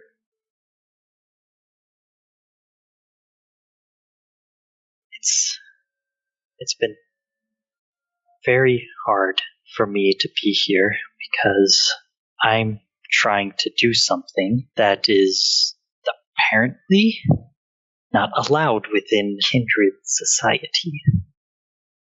She kind of looks at you, puts a finger, looks over at the homeless man. "Hey, Beardy, I'll give you $5 if you run really fast in the other direction." He just kind of looks at her, does a couple up-downs, make it 10 for looking.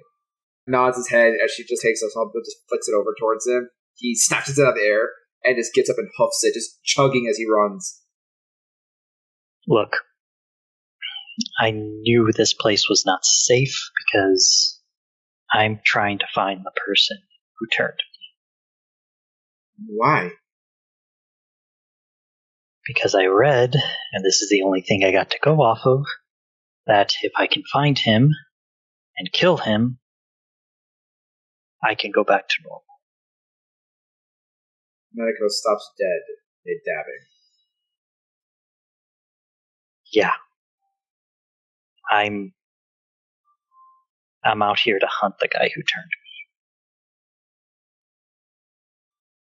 Medico sets the glass bottle down next to her, holds the cloth off, sets it on top. She stays really quiet for a moment, just kind of sitting on the curb, tucking her knees up to her chest. I know. Shouldn't do it. And with you being so pro-life that you even care about people who stalk you, yeah, that would come as a shock. So I'm sorry to throw it out there like that, but... You don't need to apologize to me, Acer. Let me phrase it this way. Because I really don't have a right to have an opinion on this. I'm not you. I'm not going to do what you go through. My version of things is very different. Just take it from someone that killed someone. Someone that was trying to hurt them. It doesn't make you feel better. Whether they deserve it or not. No matter what you do, if it involves having to kill someone to do it, beyond having to protect yourself, you're just as bad as they are. And the worst part of it in your case, I eventually will die someday. and I get to forget about it. If you're wrong, you will live it with eternity knowing you did that. And I'd really hate to see a guy as good as you become something else. She stands up and kind of dusts off the hem of her dress. For what it's worth, I did have a good time tonight. Up until right now. With that, she just simply turns and begins to walk away. Smooth. Ruined 2 nights in one go. Good job, Acer. And he just kind of picks up the seltzer bottle with the rags and follows along at a healthy distance, not like too far back. If anything happens, he wants to jump in, but he's still going to stay back. You keep always a few paces behind her. She's not rude to you, or cold. You guys do make small talk a little bit on the way home, here and there, but nothing that's really memorable. Almost like you're trying to forget an uncomfortable situation, trying to clear the air, and just pretend it doesn't exist. But it does. Just like the beast that lives on inside you. No matter how quiet it gets, it always rears its head at one point. Even as Medico gives you a big smile and a hug, wishes you well, and definitely asks to hang out again sometime with less drama. You fake a smile. Nah, of course.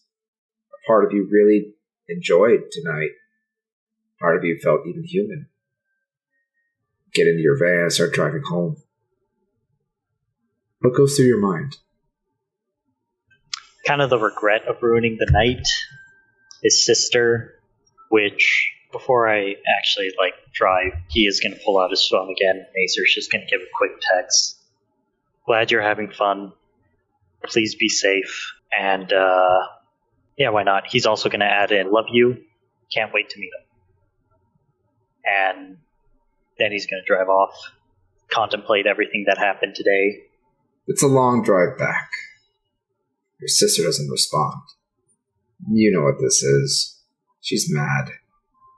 You probably won't hear from her for a little bit. She was the champion of the silent treatment. Especially if she made her point. It's hard to say where the line between humanity and the beast begins and ends. Though you did show great restraint this evening. It's just another constant reminder of the importance of what you want to do. And it leaves you feeling conflicted. This is a much more complicated task than you originally intended. And the worst part about it is you're noticing the more control you get, the more things are starting to hurt. Seeing your sister moving on with her life in one way or another. Reminded that even though you could sit down with an attractive young woman and sip wine now, you wouldn't have been able to enjoy the food fully. Even though you can wake up during the day, you still have to sleep during the day at some point. So you can't have both. And what's worse is that the more control you get, the more it just seems to hurt and aggravate you. You care so much about your sister's opinion, even though you know you're just looking out for her. You care so much of Medico's judgment towards you, even though you know your anger is vindicated. You feel such guilt for slaying those ghouls, even though it was in self-defense. Everything just seems to hurt a little more. Maybe you're being too sensitive. Maybe, as you pull into the treatment facility, get out of the van and begin bedding down for the evening, readying yourself for, again, the same ritual as always. Maybe, just maybe. That pain comes from your disagreement within yourself. Your humanity at war with the beast inside. You may be winning this conflict for now. You just hope that you keep winning this war. But for now, you bed down for the evening as we go ahead and return over to Crescent. A few days later have passed. You're still confused, aren't you? The calmness irritates you. You just came back from virtually a war, and now the dust is settling. You do yourself as best you can to try and stay scarce at the clinic, as Genghis and a lot of his ilk have been coming in and out of the treatment facility pretty regularly, to your great irritation. I imagine I probably escaped to the pier during those nights. Frequently. As, for Grayson's sake, the last thing you would want to do is call an all-out war in the middle of this facility. But I believe, despite your irritation, there's one little bit of business that you want to look into. What do you want to do? I would like to look into the address that Eleanor gave me a while back. Still have the small bit of paper. Used to be pretty clean, evenly torn, but now splattered with a little bit of dried blood. You find out it's actually about a 20-minute walk away from the center. Appears to be the address of an actual home address. All right, I'm going to walk to it. Walking through the streets, clinging to the shadows as you normally do. People still give you a wide berth. And you can't help but just feel that every single time now that happens. It never used to bother you, but now it does. You quicken your pace, walking through alleys, soon giving up the normal thoroughfare and start cutting through the shadows where you feel more comfortable when no one looks at you weird. It's not long that you find yourself actually in a part of town you kind of recognize, the more seedier area of Soto. You actually look over a few times and realize you're not too far away from the quarry pit. This is a bad part of town. Very low income here. You do well to walk away from certain alleyways where you can see just blockades of homeless camps, quarantining off what appears to be almost like territories of alleyways and back streets, trying your best to stay out of the way, not to be seen. It's not long as you're kind of going through this area that you find a very, frankly, unimpressive abode. You kind of peer on a corner, about a block down you can see it, matching the address. It's an older home, fairly small. You can see there on one of the windows is a big old trash bag kind of taped over it. You do see light, bright light, coming from inside the home itself. There's a hole in the roof with some light kind of shining through and small little pin cracks. The yard is very unkept, mostly dirt, rocks, and weeds. A rusty chain link fence with a really creaky looking gate kind of half hanging on its hinges, kind of wraps around the front. You can hear shouts not too far off in a different direction in this type of neighborhood. You're not sure what you were expecting. Gonna look down at the address and then up at the house, down at the address again. They match. Exact match. This is the place. What are your thoughts right now? Part of me is thinking, yeah, it makes sense that someone with that sort of resonance would be in a place like this, but at the same time, it's strange being in a place like this. It feels familiar, but a little bit uncomfortable. Feels familiar. You used to walk a lot of these streets a lot when you were alive. When you'd sneak out of your well-off home.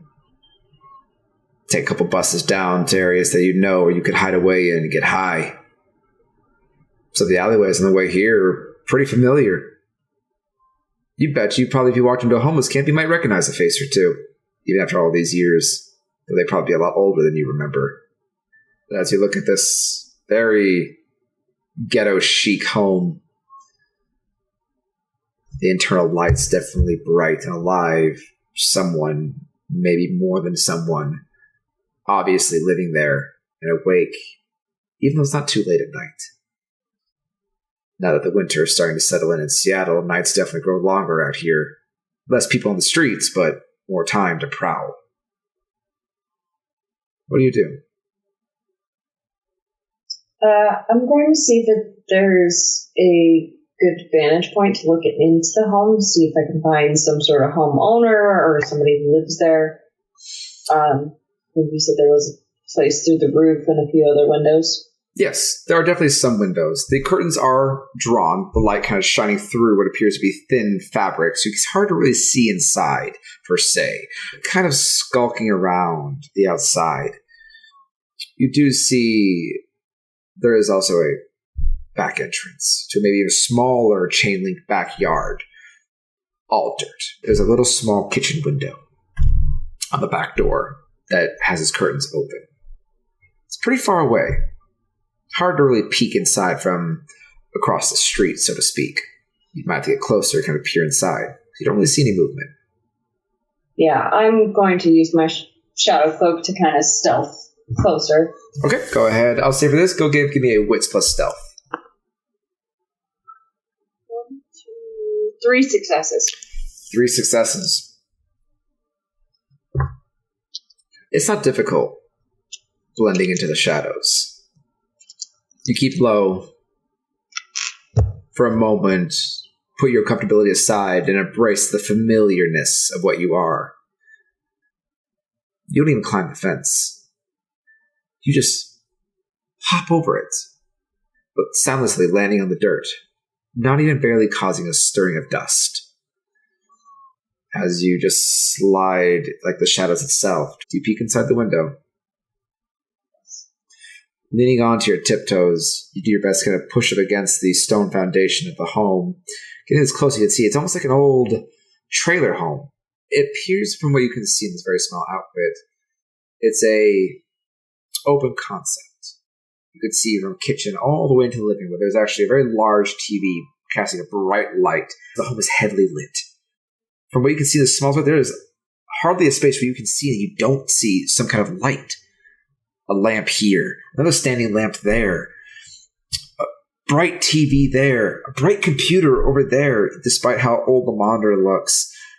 Lights in the kitchen are on. It's like whoever lives here has turned on every single light in this building. It's not painful, but it's irritating. It's uncomfortable. Just naturally who you are. You keep watching and waiting.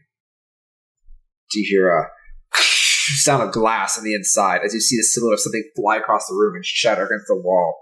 Your offended voice, JJ, you're such a fucking dick! Get the fuck out of my house! It's like, what do you want to do about it, bitch? I live here too! If you don't pay fucking rent, you don't! As you see 2 silhouettes come in front of the glare of the actual television. A shorter, more slender frame, wrestling with someone much larger. It's hard for you to kind of see clearly details as the light casting a hard silhouette on them. There seems to be a bit of a struggle. The man seems to shove her hard against the wall with a hard thump. See that she swings her hand wide across his face. His head jerks sideways sharp. Ah, you fucking bitch! A very angry brawl is happening inside. Very loud. Rapid reflex in. You just bust on in. Yes. Alright, go ahead and give me a strength plus block. So as soon as you hit the door, it is locked.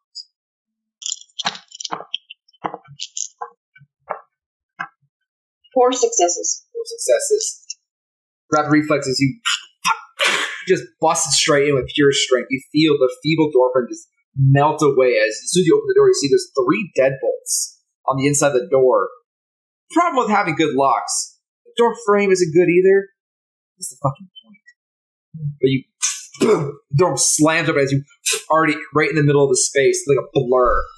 You have to adjust for a moment from the bright lights coming in, as you see now clearly the man that had been struck is nothing but in boxers. Very hairy. You see massive amounts of strange discoloration marks up and down his arms. He looks sickly pale, almost heroin chic. As he turns, you see a big, long set of raking marks across his face. It's like, what the fuck are you doing to my door? Just as soon as the last words he had to leave his lips, BAM!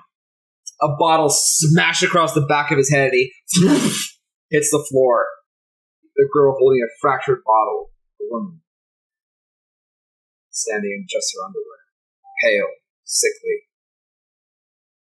She's just shaking, holding a bottle, wide-eyed. You recognize that wide-eyed look. She's on something. and you can see used needles sitting upon the table not too far away. You see empty beer bottles littering the kitchen. Bottles of something, empty small orange bottles littering on the table and floor, pills strewn about.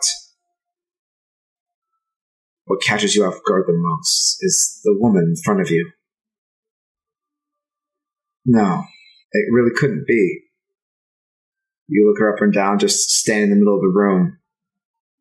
Blonde hair, gentle features, but it's the eyes. It's the eyes that trigger it for you and send you reeling back to your earliest days. The one and only time that you disobeyed your sire willingly. As you see in heroin chic track marks that go all up and down her arm. You can see heavy gouges of scarring across her thighs. So one side of her face is black and blue. It appears to be a handprint around her neck.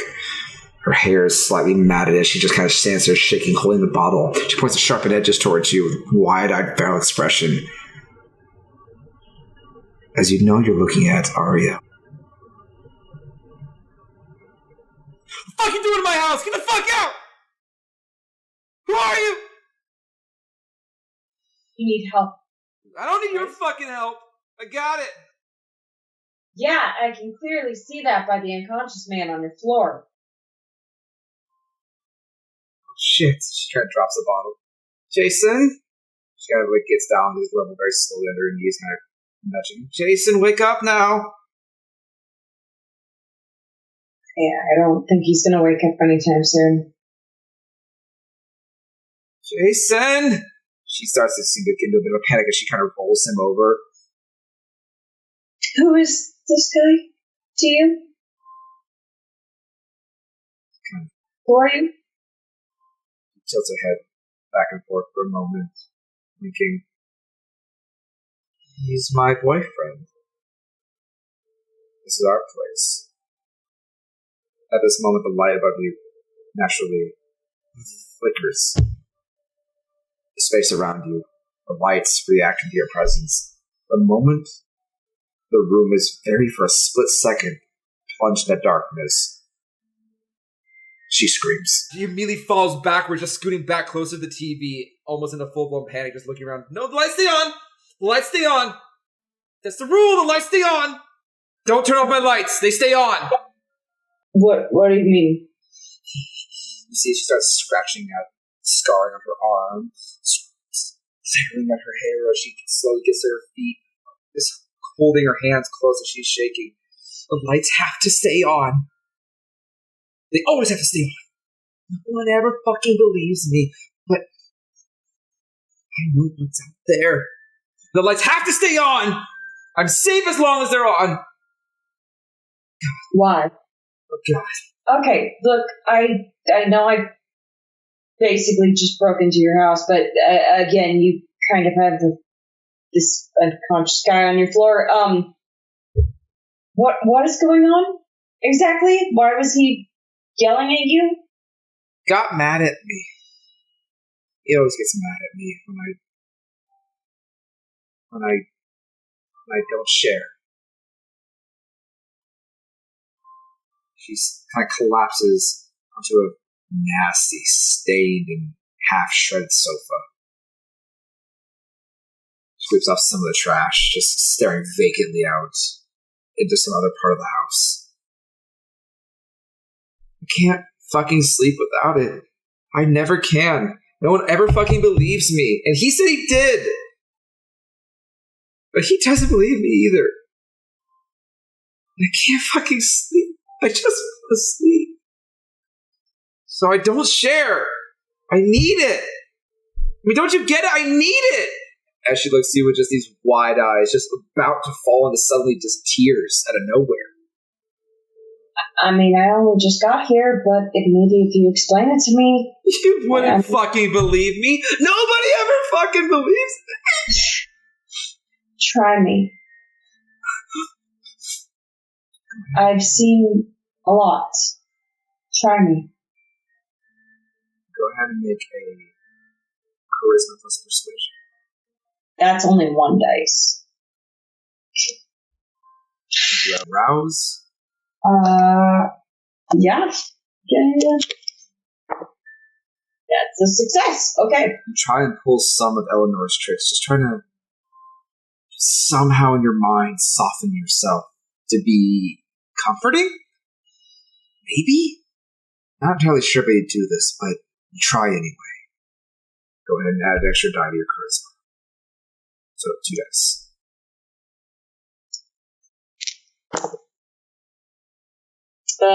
Two successes in total. Brilliant. She just looks over to you, just this wide-eyed, just terror. I mean, I guess you could sit just in case he wakes up again, because he's going to be really mad when he wakes up. Like, he's going to be really mad. I can't go out there, it's dark. What?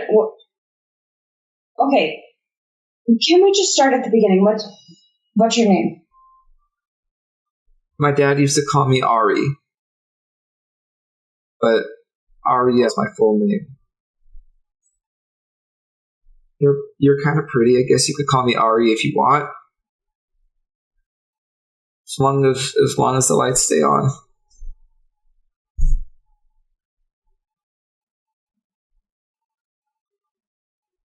Why do the lights need to stay on? There are monsters in the dark. They do bad things.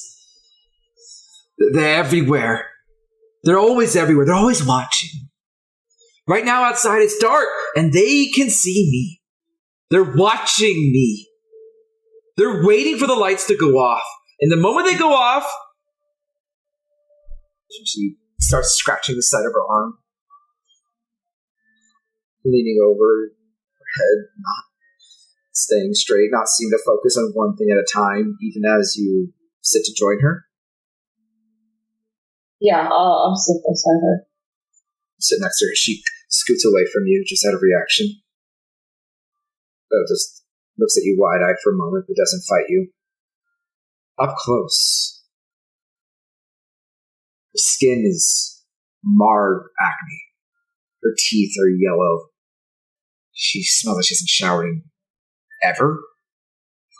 You could see black and blue veins dotting all up and down her arms. You can see scarring on her thighs. Her hands look like they belong to the hands of an old woman, not to someone who looks to be, or they should be, maybe in their mid-20s, early 20s. She looks sick.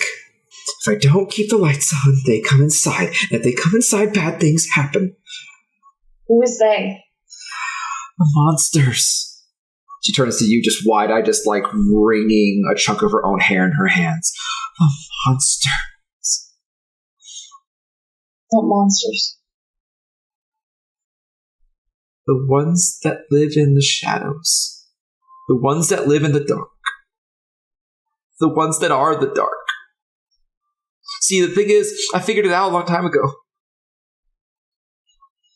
They come at night when it's dark because they are the dark. They are always watching. They are the dark. But if the lights are on, they can't hurt you. They can't see you when it's dark. They can't hear you when the light is on.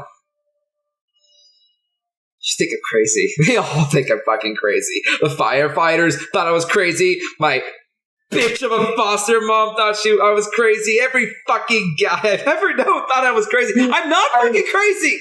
Ari, you're not crazy. I don't believe that you're crazy. You're lying to me. I've heard that before. I'm not. My dad used to make pinky promises. I miss my dad.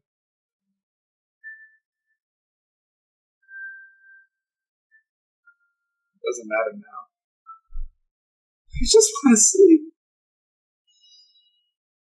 You get how hard that is? To be so tired.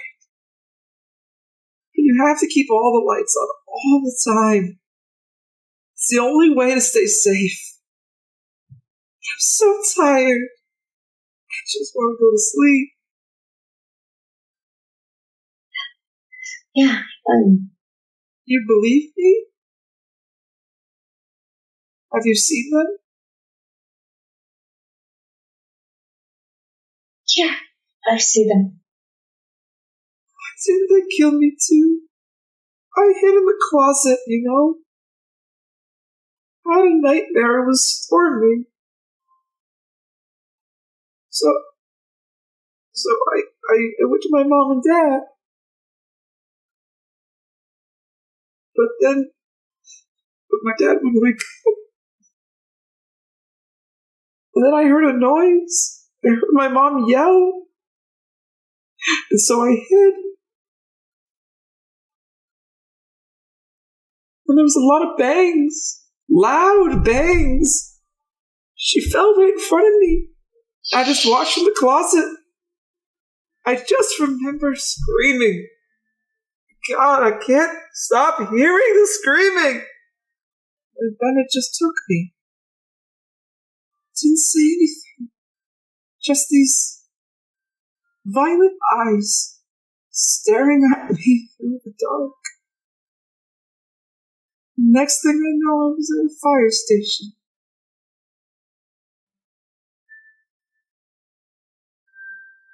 So many people wanted to help me, but they never helped me. They just told me I was crazy. You're not crazy. How could I not be? That stuff doesn't exist, but it does. I know it does, but I also know that it doesn't. Look, people, things that people can't, people have a hard time believing in things. But there are things out there. I'm sorry you had to go through that. Her eyes look over to you. I'm trying not to look at her because she already mentioned violet eyes, so I'm looking down. See her eyes actually look at you very closely as you avoid her gaze. As a light above you, just for a moment, goes out. And she jumps back. You hear glass shattering as she falls into the table.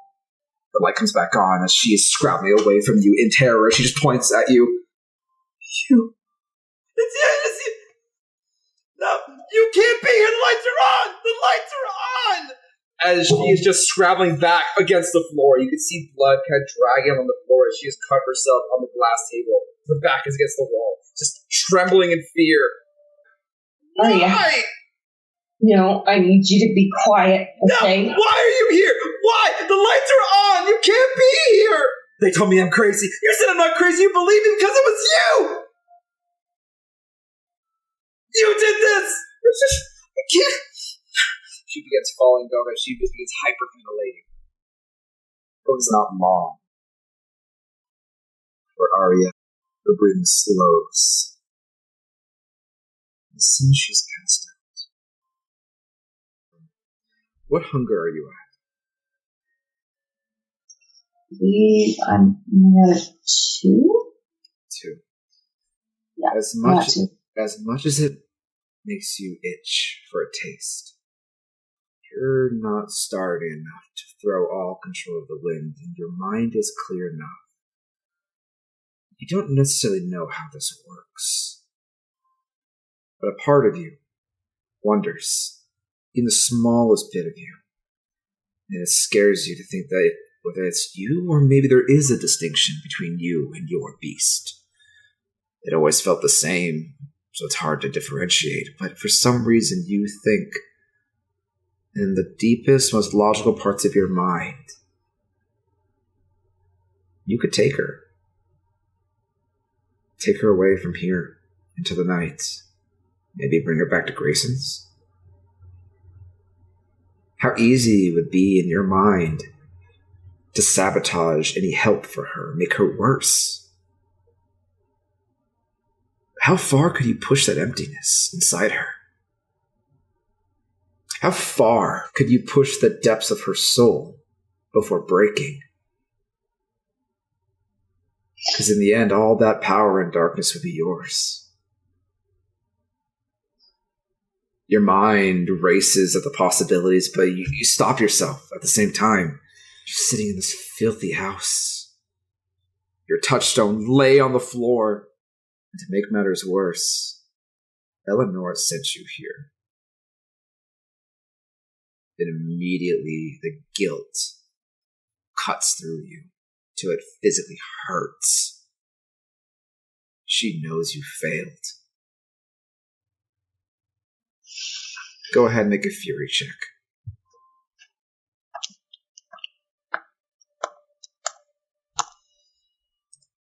2 successes. Your fangs itch. You clench your nails into this sodden couch. You're shaking with rage, with embarrassment. You feel ashamed, but at the same time that you've been played.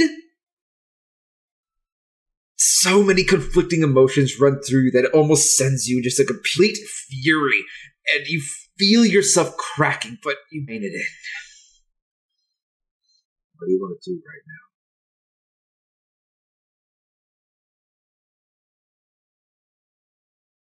You could end her suffering. You could drink her. Maybe even embrace her. Maybe that's what Eleanor wants, actually. She did the same to you. Maybe you could do the same. Oh, these thoughts and all these different options run through your head. There are a lot of things. She's just there. You find yourself, as you're contemplating all these things, she's just looking back at you, just wide-eyed but not moving. Still breathing, but not conscious. You look around, you're alone. There's nobody here but you and your thoughts. What do you want to do, Crescent?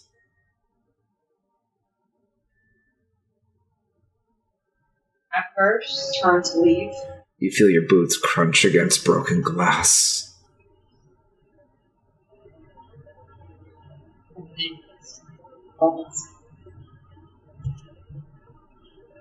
And I lunch. You go for her. Do you bite her? Your teeth sink in. And you bite down. And you begin to drink.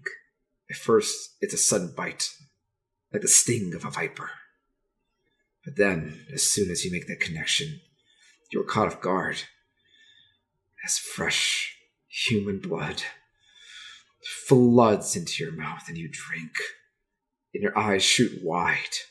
The taste, it's almost pure. It's sharp. It's empty. It's voided. There's nothing here. You drink and drink. You feel yourself run cold. Like a weighted blanket, but there is no warmth underneath. You feel the cocktail in her blood mix within it that begins to send you into a euphoria. A familiar euphoria. One that you haven't tasted since you were human.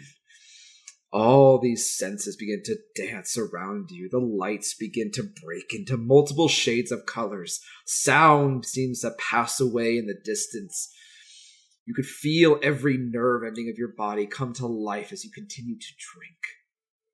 And let that darkness just flood inside. How much do you take as the light above you shatters, plunging you into darkness?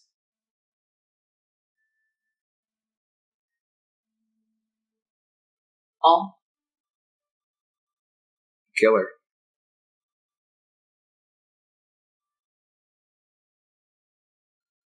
You have a taste and you can't stop.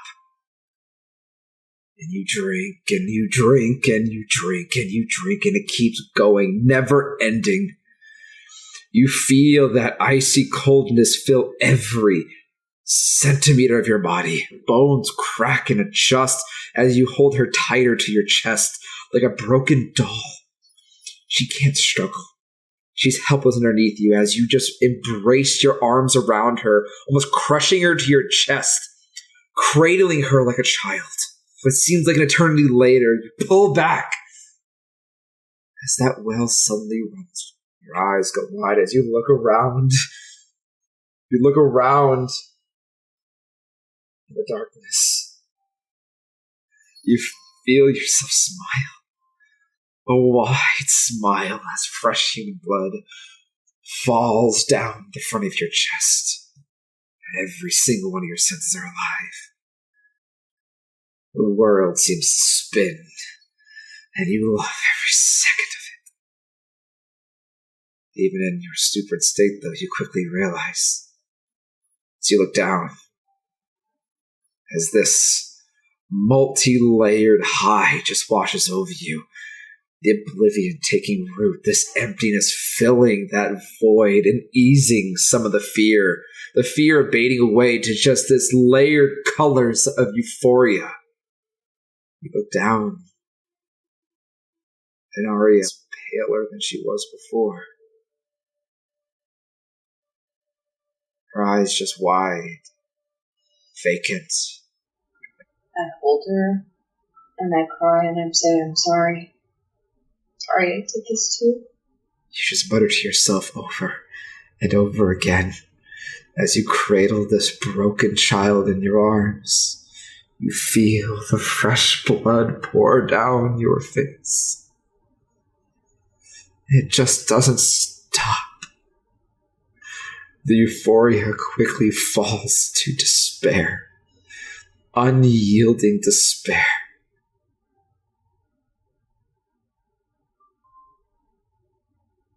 I need you to go ahead and roll me a terror frenzy.